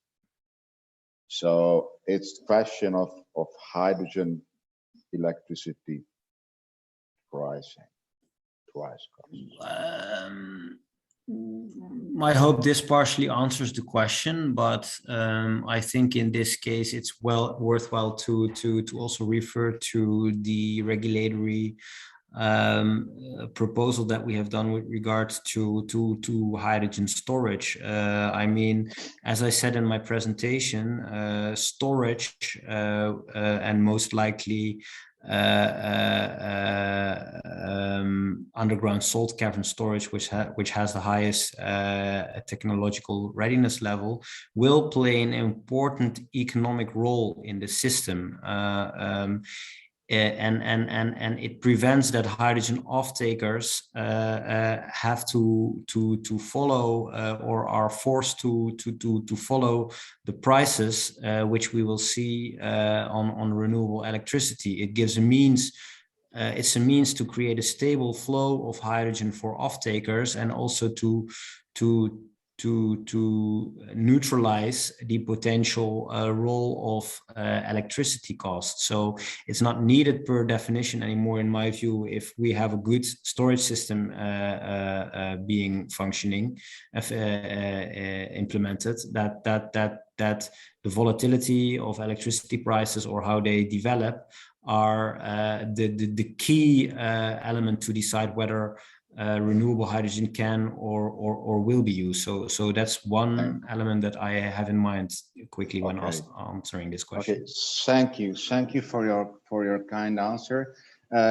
Unfortunately, our time is running out, and we're gonna take now a technical break until 14:45, which is in 5 minutes.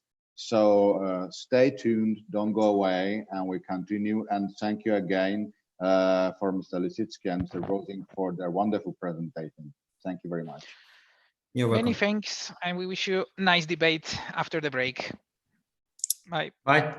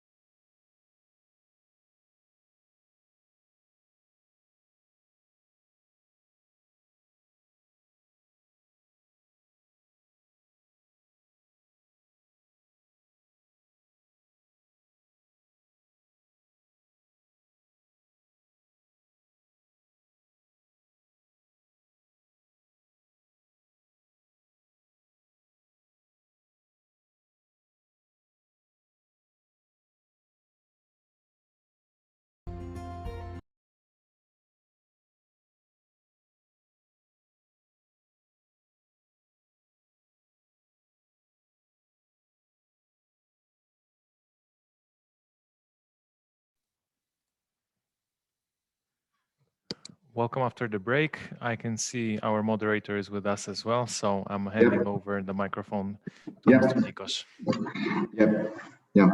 Yeah. We even receiving questions now in the interval. It's very interesting, very good, very good. Okay, so let's continue with our presentations. Mr. Andrea Lovato, Executive Vice President and Head of Renewable Development and Green Hydrogen at ACWA Power. Sir, the floor is yours. I won't waste time. Just to keep more time for the question and answer section, because it seems to be very popular. So go ahead, please. Yes, absolutely. Good afternoon, ladies and gentlemen. I have some slides for the short discussion I have today. It's obviously about the subject that has been presented in the agenda, and is about projects in utility scale project in the Middle East, in Saudi Arabia, producing green hydrogen and green ammonia. And how we went about, and how we are now constructing the project and working in the last months for financial close. Let me share the presentation. I'm not sure you will do, but I'll try to share my presentation from my computer. Let me see if I can do that.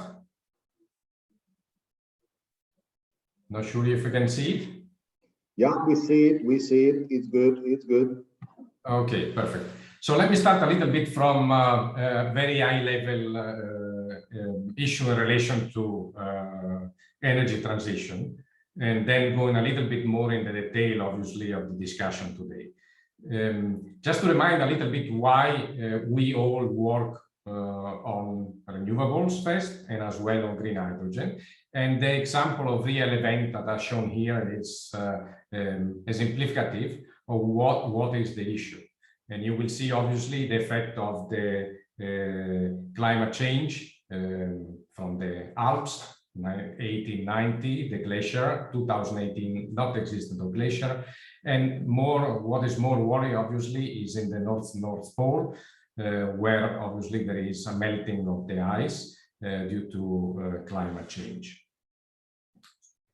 So all we are aware of this, we're all as well are aware of what is the what we try to achieve in terms of energy transitions.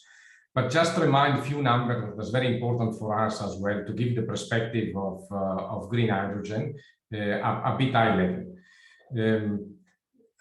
What are the targets that we want to reach by 2050? Obviously, 2030 is an intermediate date, but let's focus on 2050. So to reach net zero and eliminate these 30 gigatons that we have now of emission of CO2 in the environment globally, it's expected that by EIA data that we will need to produce 45,000 terawatt additionally. 90% of those need to be from renewables. So a big investment that is required, $800 billion per annum.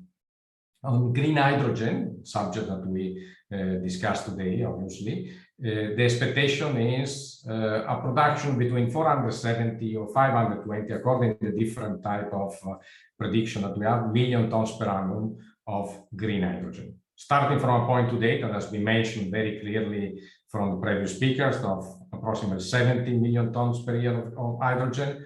99% of this is gray hydrogen produced with fossil fuel. This is an enormous type of investment in one side. Obviously, we require an investment of approximately $800 billion per annum only on the green hydrogen capacity, but we require as well a deployment of additional renewable electricity of approximately 26,000 terawatt hour only to produce green hydrogen. And this is an enormous number. And an enormous number that indicate as well that renewable become critical, as it was critical to bring green hydrogen to competitive level today, become critical to bring in the green hydrogen to that level of capacity in order that countries, industrial countries, can utilize that and go through the energy transition.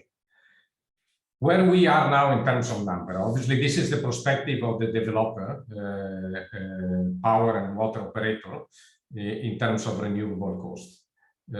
Obviously the renewable tariffs that are the basis of the fact that the green hydrogen now become competitive in certain sector. I will go a little bit more in detail where we see that competitiveness today versus existing means to produce energy without subsidies. We know that obviously today solar photovoltaic is the cheapest way to produce power. We are around 1 cent per US dollar per kilowatt hour in this part of the world. Obviously, this is not 1 cent that is 24/7. It's not a dispatchable form of energy. It's 1 cent during the day when the sun is shining, and it's different from Saudi Arabia to what in Scandinavia. Obviously, the hour of sun exposure are very different from these two parts of the world. Other aspect, obviously, the second aspect for on the renewable is wind. What is wind in onshore and offshore? The cheapest one today is offshore. We can imagine that we are around 2 to 2.5 US dollar cents per kilowatt hour. This is more, I would say, global numbers that is covering area of Northern Africa, southern part of Europe, in Latin America in general, and Far East. So it's a bit more global resource. Obviously, it's follow the area where there is a high level of wind, sustainable level of wind. And it's an important aspect to consider, because when we need to produce green hydrogen, a competitive number, we need both of the resource. So what is the target that we have? I mean, it's just to remind, I'm sure everybody knows that we focus on reaching $2 per kilo of cost for green hydrogen, possibly by 2030.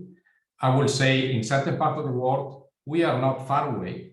I would say that number is not landed number. It's a number that is need to be landed at use at $2 per kilo. In certain part of the world, we are not far away from that, but at production point. And obviously by 2035, our objective is to reach 1. And this will make the parity of green hydrogen to gas, and will enable this global use that we need to do for green hydrogen, and has been discussed before. Again, going back to the market, we are seeing that this growth has to be sustained, and is sustained by this absolute number, but there are issues. And what are the major issues that we see? And the major issue are, I would say, 4 from our point of view. One is that we will need to marry the area where there is high resource to produce green hydrogen at low cost today, with area that, where the green hydrogen has to be utilized. And the two things, they are not going together. The second thing is that renewable resource, new renewable resource require land, require a lot of land available. And again, the two things, they are not going together.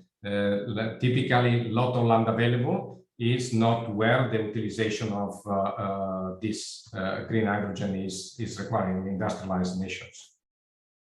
The third aspect is the cost of financing. All these projects need to be financed, need to be constructed. Most of this project will go with approach of project financing. Some of those will have grants, but the larger project, the one that will support the cost reduction that we need to go through, they need to be large project, and being large project, they cannot live only on grant and subsidies, but they need to have a bankable scheme that will allow lenders to lend to this project, and will allow to be sustained with a long-term business plan that is based on a cost of hydrogen that is sustainable in a market that can take this cost of hydrogen. These aspects are very important to be considered when we will consider areas of where largest cost of hydrogen or hydrogen hub will be, an area of utilizations. We know all that there are certain areas where all these 3 or 4 features that we discussed before comes together, and those are part of the Latin America, Chile, absolutely part of Australia, but very much the Middle East. In certain areas of the Middle East, I would say area where there is a lot of land available, Kingdom of Saudi Arabia, for example, where we are based on and where we are developing these projects, or the UAE as well, part of the regions as well, or Oman. But focusing on Kingdom of Saudi Arabia, there are all these 4 features that they are coming together: the resource, wind and solar, the availability of land in larger extent, the central position, and the good say rating of the countries that allows to finance projects at low cost.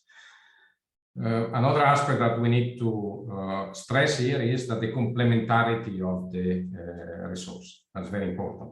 It's important that you have sun to be utilized at high level, and when you don't have sun to be utilized, you have wind, because obviously today we're in a situation that still energy storage is expensive, and obviously if you will need to power a large utility plants that produce hydrogen at near base load for reason obviously to have the lowest cost possible, storage will not sustain yet, maybe in 10 years from now, but now will not sustain at a low cost of green hydrogen produced.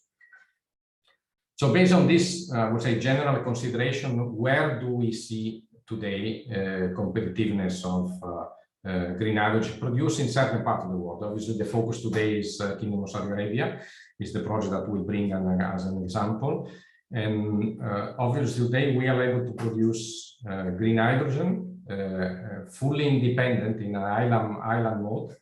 The island mode means that we are building a fully dedicated renewable resource off-grid production plant of hydrogen via electrolyzer.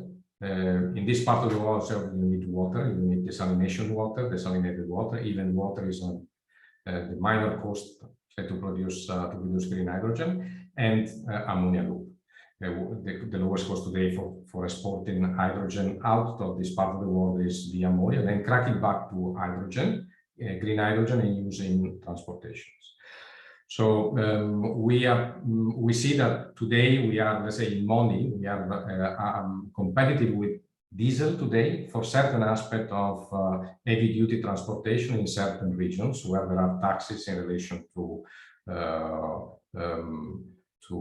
diesel, for example, diesel utilization, not carbon taxes, but normal taxes. For that application in Europe or in Japan or in certain region of the US, green hydrogen produced in this manner today, certainly from our project, is already competitive at landing use and for the user against diesel. And this, I think is a very good news for all the industry. There are other sectors that has been discussed before. They are close to come to be competitive. Obviously, are not there. Ammonia need to require a premium itself for producing fertilizer, and as well steel, green steel. Considering the fact that obviously green steel has a minor impact. If we talk about a car, for example, the impact of the steel and the cost of the car is less than $1 or $2 of additional cost if you will need to use green steel. So there are very good news in terms of applications. Let me go to the project itself to explain a little bit more in detail how this project is structured. It's a project that has been start development now one year ago. Today we are in phase of constructions. It's a project of 1.25 million tons per annum of green ammonia. Green ammonia is fully exported and is off-taken. There is an off-take agreement for 30 years by a company called ERRA. ERRA is a partner in this project together with us and NEOM. And it's a fully island, completely off-grid. So the product that comes out is a product that is completely free of carbon. And this is one of the features of this project. What is let's say the innovation here? The innovation is the ability to couple what you see in this slide, the variability of the resource, the complementarity of the resource in this part of the world. You have it in the Kingdom of Saudi Arabia, but you have it as well in the other side of the Red Sea in Egypt. You will have it in Morocco, a very similar profile, where you have high sun exposure during the day, and due to physics, because the air is close to the sea and you heat the soil, you will have wind generated during the evening and the night. So this allows to have a quite stable input of a renewable resource to the electrolyzers and then to the ammonia productions, in order to obviously reduce the cost of all these operations. At the same time, the other innovation is that here you will have approximately 2.2 gigawatt of electrolyzer installed, produced and manufactured locally as well, in order to focus on a cost reduction of this technology as well, and recovery on an initial technology roadmap of increased efficiency. So this project obviously requires a big amount of area. You see 650 square kilometers. It's fully dedicated resource for the project, and obviously has already a market today committed for the 30 years. And in this way, allow a scheme that is bankable. It's a bankable scheme that can be replicated in different size of projects today, where you have, like was in LNG 20, 25 years ago, in the oil and gas market, where you have the production side connected to the utilizations and with offtake, long-term offtake that is bankable. This project and this type of project, they have the same scheme. We are today in the market, in the financing market. We work at the financial close. I said this project is already under construction. Shareholders, NEOM, ACWA and product are have already purchased electrolyzer, already building electrolyzer. Work aside that already started. So as I would say, a potential and indication how this project can be developed, certainly in this part of the world, certainly obviously in the Kingdom of Saudi Arabia, where you have a very high sovereign rating, so very low cost of financing, support as well that, but is an indication that there will be a region in the world, obviously Australia, others, South America, others, where you can export.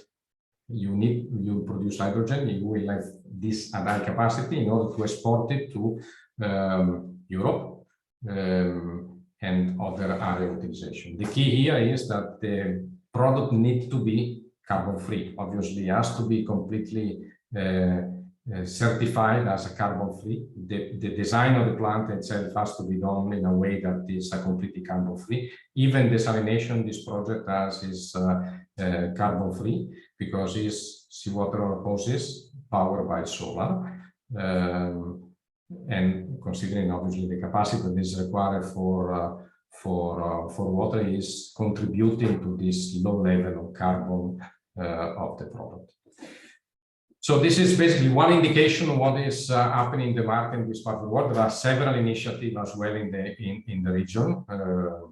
This obviously ACWA Power in relation to the Kingdom of Saudi Arabia. There are several initiatives from in other markets in the UAE, in Abu Dhabi. There are several initiatives of similar projects as well by other developers in Oman, promoted by the government, with attempt to accelerate the production side.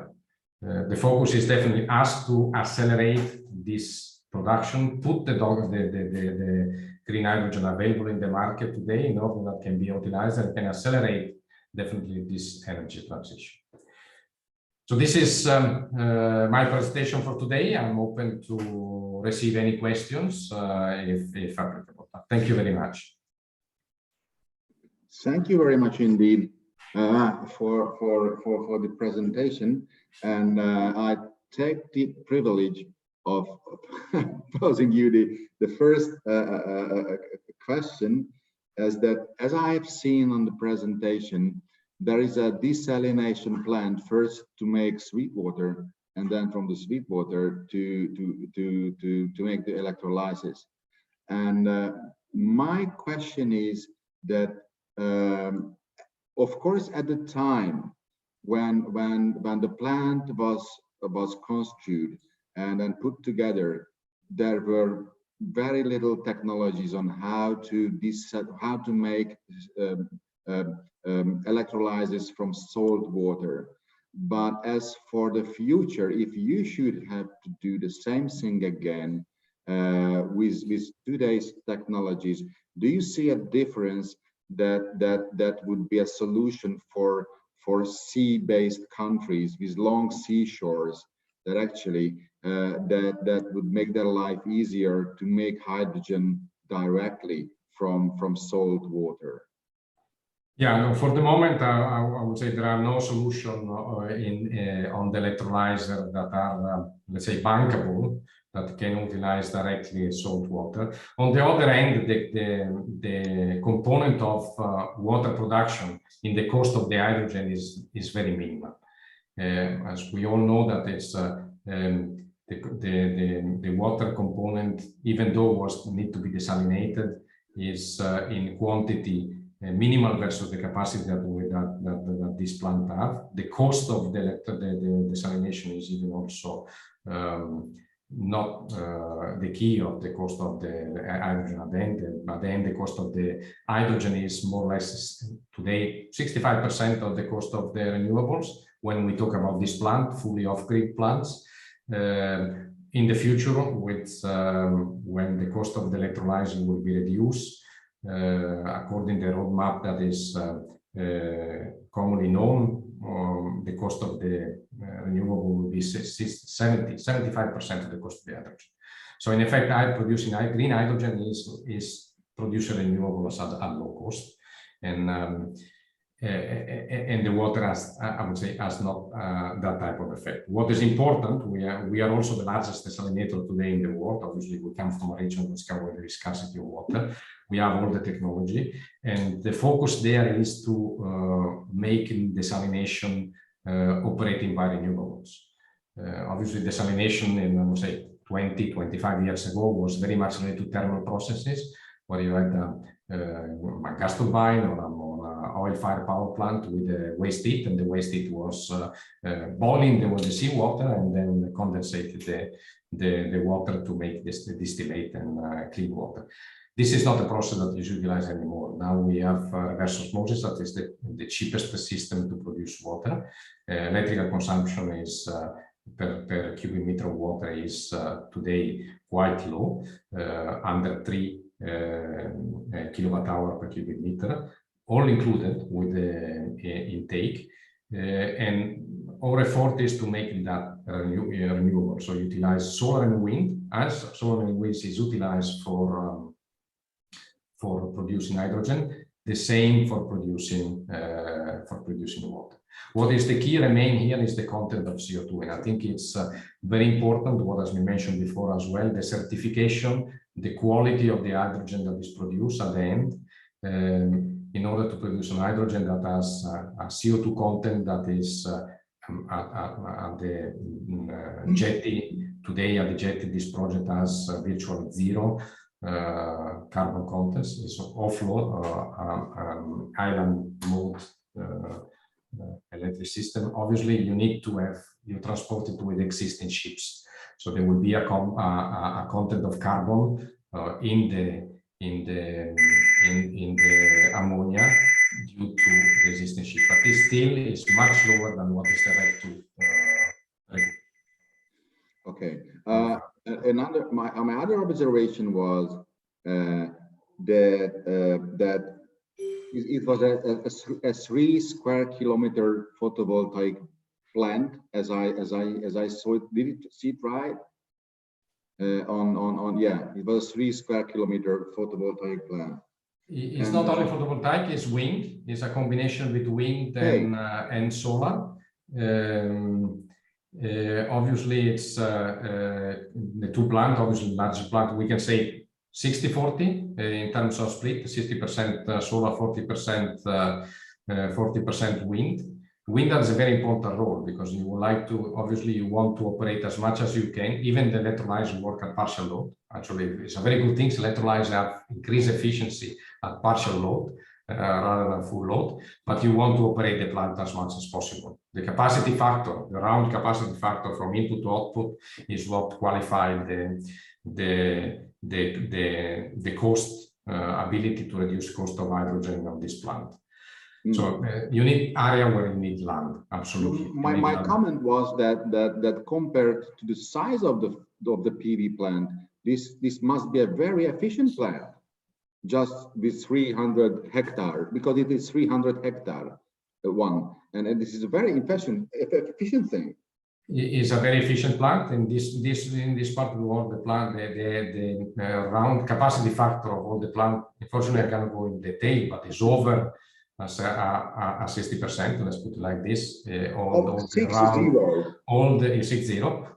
plant, and this allows obviously to produce today hydrogen at landed in a way that is competitive already with diesel. And I would say that is one component. That one is the technology, the other is the land available. The other component is where the project is happening. Financing costs, unfortunately, make a difference. A project like this in Kingdom of Saudi Arabia is much cheaper than the same project that you put in Morocco, closer to Europe, obviously. rating of the country for project financing is important factor today, unfortunately, has been. So that means that now you are on equal footing with diesel fuel. Absolutely, yeah. This project is competed with diesel fuel for long transportation. It's not for cars. It's for buses, heavy trucks, that they are doing long transportation. Yes, heavy duty trucks. Yeah, heavy duty trucks. Yeah. Because when on your first slide I saw that the target $1 per 1 kilogram hydrogen you will reach at 2035. I mean, this is just a little more than a decade, so it's it's a very good figure. There is a lot of capacity that is needed, obviously, to install. Obviously, there is a cost reduction that need to be done on the electrolyzer aspect. We need the efficiency as well increase. But I think it's if capacity comes, that is possible. The question is for us to really put capacity, really put green hydrogen out of this plant and start to show that there is product available. Yes, we got one question from the floor. Again from Mr. Kleinmeier, who is asking that what is the amount of cost for desalination compared to total hydrogen production costs? I think you already partially answered that, saying the cost proportion. Maybe you want to more elaborate on that. I would say it's insignificant. It's not on the percentage that can be mentioned, but it will depend by the project. But it's the cost of water is significant in terms of what is the cost at the end of a green hydrogen. The largest, by far, largest component is the cost of renewables, of renewable operation, and the second aspect is the capex in relation to the electrolyzer. Obviously, electrolyzer for this project is not just electrolyzer itself; it's all the plant that comes around to that. Is storage, jetty, distributions, etc. Another minor aspect is the ammonia loop. Ammonia loop as well is not a bigger component.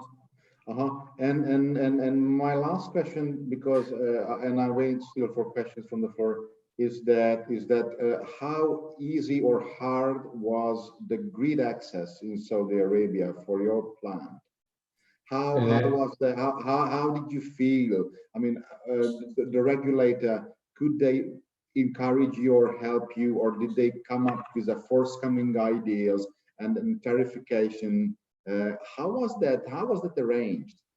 Yeah, this is the difference that this project has versus other projects that you can do, let's say, in Australia or Europe. This is a completely island system. You have your renewable plant, you have your grid, separate grid. We build as well the grid between these renewables and the production plant. So there is virtual no grid connections. It's all dedicated.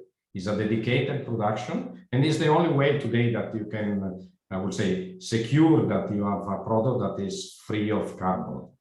You know, the electron, they don't have the name, and then comes from that electron and electron. So here you have complete security that the production of the renewables is dedicated to production of hydrogen. In one end, you can also optimize, because obviously it's this variability require that there is a very strict integration between the profile of the resource, how you build the renewable plant, and how you integrate on the production side as well the electrolyzer and all the facilities. So there are more cost, but also benefit. Does the regulator somehow is using your pricing for the reference prices in somewhere else in Saudi Arabia? Or do you know anything about that, if that is happening? No, I would say Saudi Arabia is blessed by the fact that there is a lot of land available. It's a very big country, so the size is like Western Europe in itself. So you have a lot of land available. This part, as the plant comes in a region in northwest of the country, we're called NEOM. That is a new development. Maybe you are aware that is a development based on sustainability. New town and a new industrial center. One of these initiatives obviously is the green hydrogen. This is for export. There will be future projects that are for continue to be export, but also for utilization in the NEOM city. NEOM city is supposed to be powered by transportation that is fully based on hydrogen, and is a complete sustainable zero discharge city. Mm-hmm. In the future, I would say there will be connection. I would say as the same issue that will come in Europe and Australia, this type of plant, when they will need to be connected, because that is, I would say, the most efficient use. And we are following very strictly what Europe does in terms of regulation. I was very happy to hear the regulation in Europe in relation to the utilization of the grid. Mm-hmm. Just out of pure curiosity, the machines and all the appliances that you put in that system, where are they originating from? Are they from Western countries, from Asia? Which countries were the main producers who contributed to your project as a country of origin? Yeah, I would say country of origin today for the electrolyzer is Germany. This is public information that the electrolyzer contract has been signed by our EPC. The EPC constructor is Air Product in the project. So the Air Product is an American company. It's also the off-taker, is also the partner on this project together with us and them. And for the rest of the technology is as in the region has been done with the technology that allows you to have the best life cycle cost. That doesn't mean the lowest cost at the beginning. It means that you have the machine that has the best efficiency. It has the best track record to sustain operation in quality for this number of years. So it's not yet awarded, but I would say in the region, obviously, solar is mostly, we know where the panel comes generally today. Fortunately, unfortunately, the majority of those come out of China. Other structure, they come out of Europe or come out of any other countries. That it's not repeated. Wind is not yet awarded, but they will possibly by China or Europe.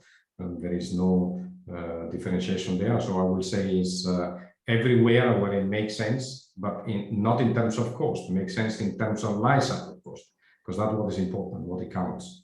And what's the time of your life cycle? What was the calculated? This is 30 years terms in terms of 30. And the blessing of this project is that as our offtake fixed guarantees for 30 years. It's making all this structure bankable, making all this structure happening in a way that is project finance, like the other infrastructure in this part of the world.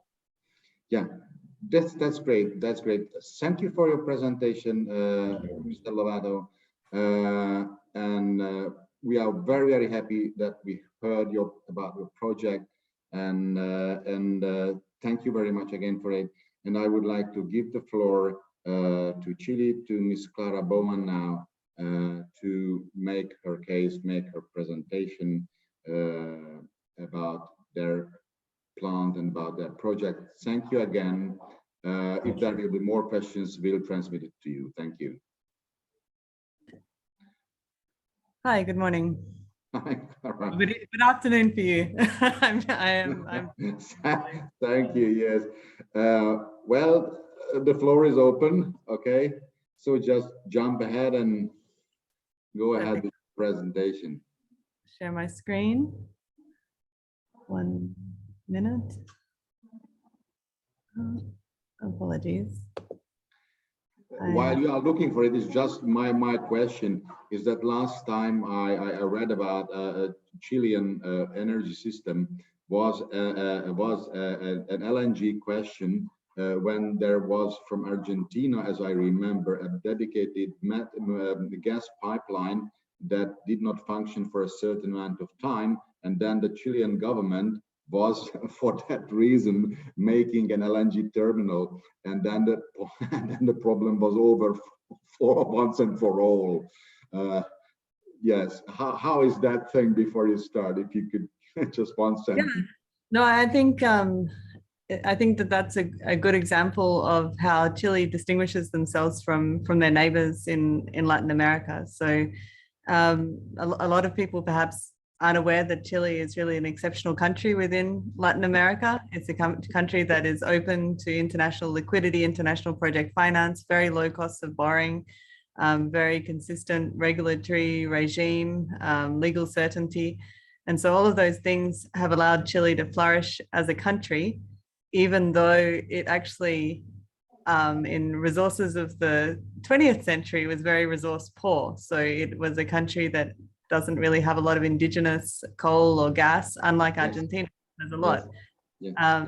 On the other hand, Argentina has exceptional resources in that area, oil and gas, one of the largest shale gas reserves in the world, and has not been able to really successfully exploit it and export it as a result of the internal economic structures that they have within Argentina. And so in the 90s, there was a brief period where it seemed that the two systems would be compatible. A lot of pipelines were built, a lot of combined cycle gas plants were built to operate using the Argentine gas. And then indeed there was an issue, the gas stopped flowing. Yeah, and Chile responded to that very quickly by building an international scale LNG terminal, and that terminal still operates. In fact, in one of the companies that I'm a director, we still buying gas that comes through that terminal, and we operate it. I won't hold you up. But I was just. But yeah, I mean, it's something that's worked out well for Chile. They have energy independence as a result. Unfortunately, you know, there's still some gas that comes across from Argentina, but perhaps not as much as would really make sense. Okay. Anyway, I will start my presentation. I think it was a good way to begin. I'm not going to spend too long on what are e-fuels. I just know that this is a hydrogen presentation, so I wanted to be clear that in HIF, we see hydrogen as a raw material. We think that there is a lot of potential for hydrogen, particularly where you can kind of generate the hydrogen and use it in the area where it's immediately available. However, for us, located in Chile, we're looking to transport the hydrogen, and there are obviously still some challenges in terms of being able to transport industrial quantities of hydrogen around the world. And so we are looking at the hydrogen as an input, and that can be converted into ammonia. Of course, there are some people who are focusing on ammonia as per Andrea and his project. But also we see the potential to convert that hydrogen into e-fuels by combining it with carbon dioxide.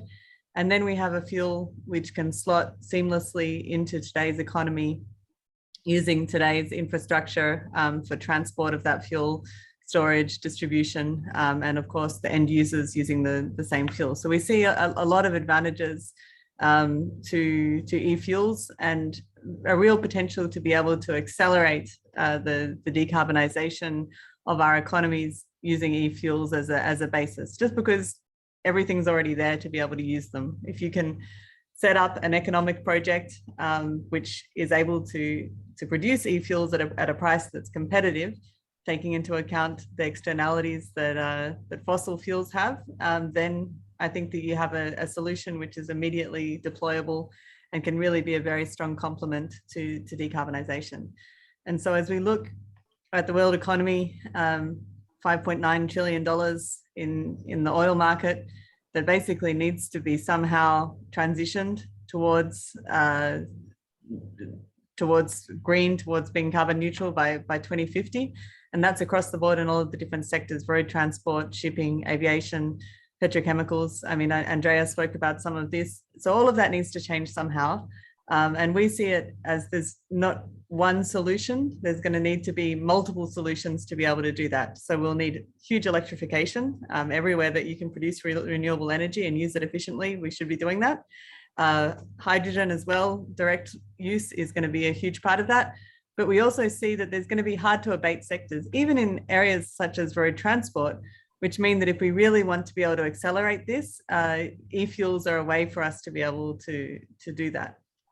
And so we see that as being an application across all of these different sectors as a complement to the other decarbonization measures that can be taken. So I'm talking here from Santiago, Chile, and I think Chile has recently got itself on the map as being a really interesting place for the hydrogen economy moving forward.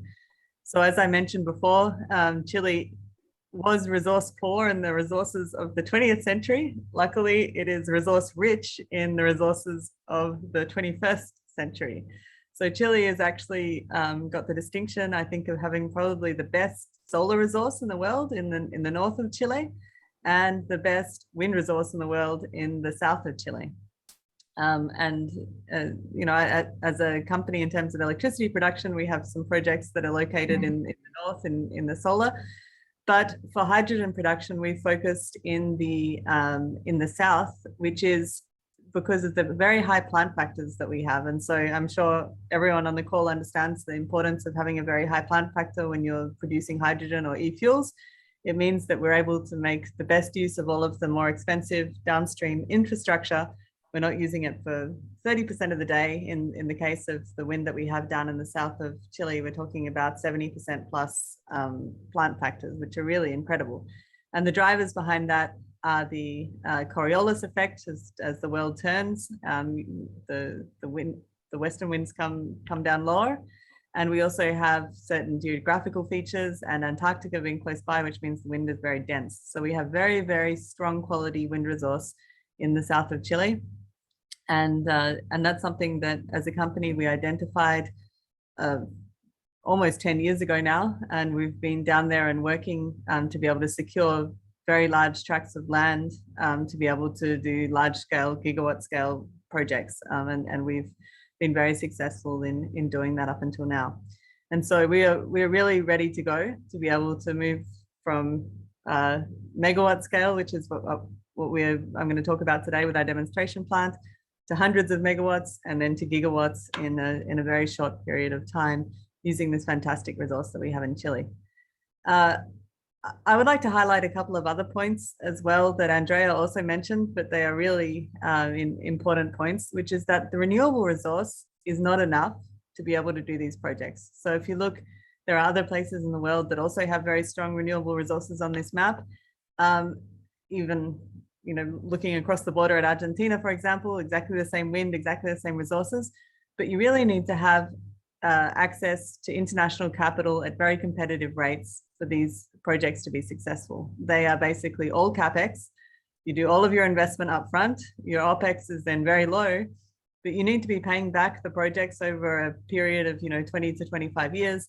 That means that every point on your cost of debt or capital has a big impact on your final cost and the competitiveness of your product. And it also means that you need regulatory certainty in order for you to be able to, get your investors to feel comfortable that they will indeed be receiving those returns over such a long period. And so there are not so many places in the world that have such a great combination of fantastic resources and the kind of stability and access to international liquidity that are available there, and Chile is one of them. So those for us are kind of the key ingredients of places where you need to be able to move forward with an e-fuels project. The other feature of this particular place in Chile is that we're able to have access to both the Atlantic and Pacific basins for shipping. And so shipping overall is not a huge part either of the carbon footprint or of the cost of the product. A lot of people say, well, if you're producing it in Chile and then you're shipping it to Europe, surely that's going to eat up all of the kind of carbon benefits that you have from this product. In fact, it's less than 5%, probably substantially less than 5% of the carbon impact, and as a similar impact from the cost perspective. So it really is a sorry, I'm just going to close all my windows here. It really is I apologize. It really is a good place to be able to access both the Asian markets and the European markets. We are initially focusing on the European markets because we see that there is today regulatory instruments that are in place looking for low carbon fuels that make our projects competitive. But that's something that we expect to spread and be available in more locations, not only in Europe in the future, and from where we're located there, we'll be well positioned to be able to serve them. Going into the kind of regulatory support side of things, as I mentioned, this is an extremely important potential resource for Chile. Chile is one of the largest producers of copper in the world and lithium. So really, in all of the ingredients for a sustainable future, Chile really is very blessed. They've got the copper for the electrical wiring, they've got the lithium for the batteries, and they've got great renewable energy to be able to export it. And I would say there's a bipartisan and very much kind of global support across the political spectrum for being able to convert the hydrogen industry into something that rivals copper in terms of its importance as an export commodity in Chile, and can also help Chile itself to be able to pursue its own decarbonization strategy, which it's been doing very successfully up until now. So going on to the plant itself, this is the Haru demonstration plant that's currently in construction in Magallanes in the very far south of Chile. This is we think the world's first fully integrated power to methanol to gasoline to LPG facility. So we'll be producing the three fuels, methanol, LPG, and gasoline. And I'll just go to the next slide where we can see the different technology that we're using. We're going with direct air capture technology to be able to, we think that the qualification of that technology is extremely important for the development of e-fuels as we move forward. So we've incorporated that. We have Siemens Energy providing the electrolyzers, Johnson Matthey with the power to methanol, so the hydrogen to methanol facility. ExxonMobil fluid bed technology for the methanol to gasoline and LPG. And we're also using a 3.4 megawatt Siemens Gamesa turbine. And so what we're looking to do with this demonstration facility is to really have all of the elements of island operation that, that we will have for the larger facilities and be able to do testing, to optimize, to see how the production works with these facilities, basically doing it all on the smallest possible scale. Even so, we're still talking about a project that requires around $55 million of investment. So it's a very important investment for a project which ultimately is not a commercial project, but we see it as an extremely important step in being able to move forward with the larger projects that we have in development. So as I mentioned, we are currently constructing this project. We will start operations later this year. And we are extremely excited about producing our first liters of e-fuel. If we look at the consortium that is involved in this project, we have ourselves as the owner and lead developer, HAF. Porsche, the car manufacturer, is the off-taker of the project. And so the fuel that will be produced will be sent to them in Europe for uses in their own operations. Porsche has been a real leader in the e-fuels sector, seeing it as a great complement. They've obviously also been very successful with their electrical vehicles, but they see that this is a great complement to electrification for those vehicles that are already on the road. Enel Green Power is working with us as well in everything that is electricity production and hydrogen production.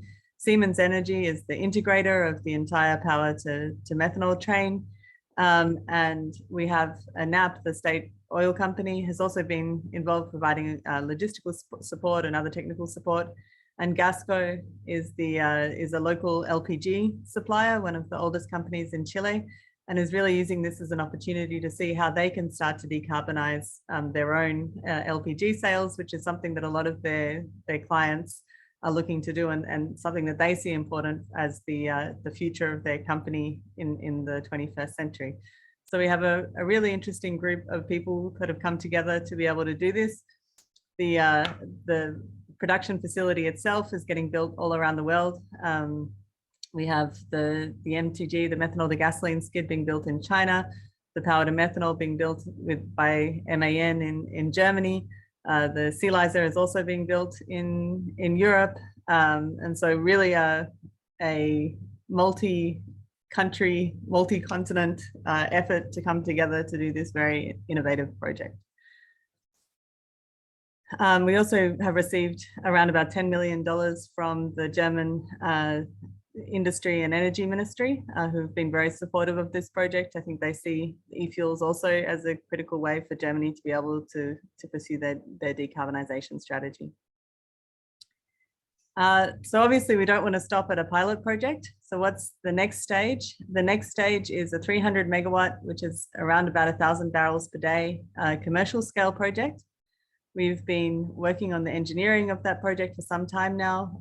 We are now ready to start the permitting process, which will start over the next couple of months. We'll be putting in the relevant permits for that. We've obviously secured all of the land. So we are moving forward with that. This is going to be a power to methanol to gasoline facility similar to the pilot project. However, we're using a biogenic source of CO2 rather than the direct air capture for this plant, simply because the direct air capture technology is not quite where it needs to be able to support a project of this size at this stage. So we see that as something that certainly we want to be ready in the medium term, and it's something that as a company we're really focusing on pushing as much as possible, because we see that there is a huge potential to decarbonize if we're able to get the direct air capture technology operating at a lower cost than is predicted today. But in the meantime, we have other solutions which are biogenic based from local biogenic sources here in Chile that we'll rely on for our CO2 source. And so then from there, construction to start in 2023 with production in 2025. And then finally, as a company, I've focused on the case study for our Chilean project, but we are actually also developing projects in the United States and in Australia, leveraging on the kind of history and the technological development that we've had in Chile to be able to move very quickly with the projects that we have in those areas. We're focusing on very large scale projects. I think, as Andrea said, these kinds of projects are really a question of scale. So the bigger you can get, the more the costs come down, the more competitive you are with fossil energy and other renewable kind of decarbonization solutions. So we see there's a huge potential in the US due to the size of the market there. They've also got the Californian market, which has already a low carbon program in place. And in Australia, where we just have kind of unlimited quality, very high quality renewables and very strong internal market, and of course the export market to Asia, which has been well established in a number of kind of hydrocarbon exports historically, which we hope will be converting to e-fuel exports in the future. So I might leave it there, Attila, and happy to have any questions that might have come up during the presentation. Yes, thank you. I take again the privilege to ask question. And my first question was synthetic jet fuel an option for you? Or why did you choose just gasoline? Yeah, no, that's a very good question. So we see a huge potential for synthetic jet fuel. And it's something that we certainly are working on a technical solution for us to be able to deploy for future phases of the production facilities. But the issue that we have with the island operation is, even though we have excellent wind resources in Chile, it's not 100% plant factor. And I know that this is something that is moving. Everything that you say in the technology space today, maybe tomorrow is not true. But at the time that we're making the decision to move forward with our project, the Fischer-Tropsch process to be able to produce jet fuel requires a much more steady production. So it's much more difficult to be able to ramp up and ramp down than is the case if you do power to methanol. And the methanol to jet fuel technology, again, is something that is less developed. There are some people who are working on it, but we don't have examples today of methanol to kerosene plants being operative. And so we decided to focus on power to methanol because of the ability to be able to really ramp up and ramp down the production within the methanol reactor, which means yes, you can store in methanol, yes. Yep, and then to focus on methanol to gasoline, because that's a technology that's existed, has been used in large scale previously in other instances. and your consumers are the Chilean, I would say, road transport companies. Who are the consumers? I would say that this will be exported to Europe, and so the reason for that is simply that there is already a very strong market available for low carbon fuels in Europe, and so that allows us to access the kind of premiums over the fossil fuel that we need to be able to make the project successful. Yeah, it was just for me a curiosity that instead of selling it in South America, North America, you chose Europe. Well, if the regulatory incentives were available in Latin America, we'd be happy to sell it here. But for now, at least certainly at these scales of projects, we need the additional carbon price that the European markets offer. Okay. Well, I'm looking for the floor if they have got any questions to you.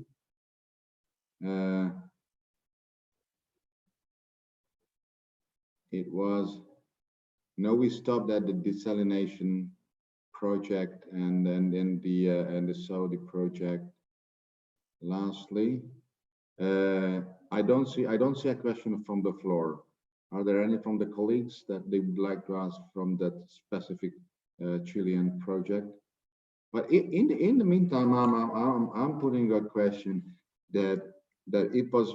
I mean, for me, I know Chile because my cousin had a boyfriend from Chile, and she traveled there a lot, and I've seen her photos and videos and everything. And in all of these, I've just seen that the wind is blowing her hair. That was fantastic for me, and then the big waves at the ocean. So but I did not. I mean, I could not imagine that you can have very effective wind power plants onshore in Chile. Onshore, yeah. You don't have to go offshore like in Europe, but you can have a very effective ones. Yeah, this is the beauty of it. Is basically we have, I would say, even better than offshore Europe resource onshore, and it's in areas that are actually quite accessible. There's ports, there's roads.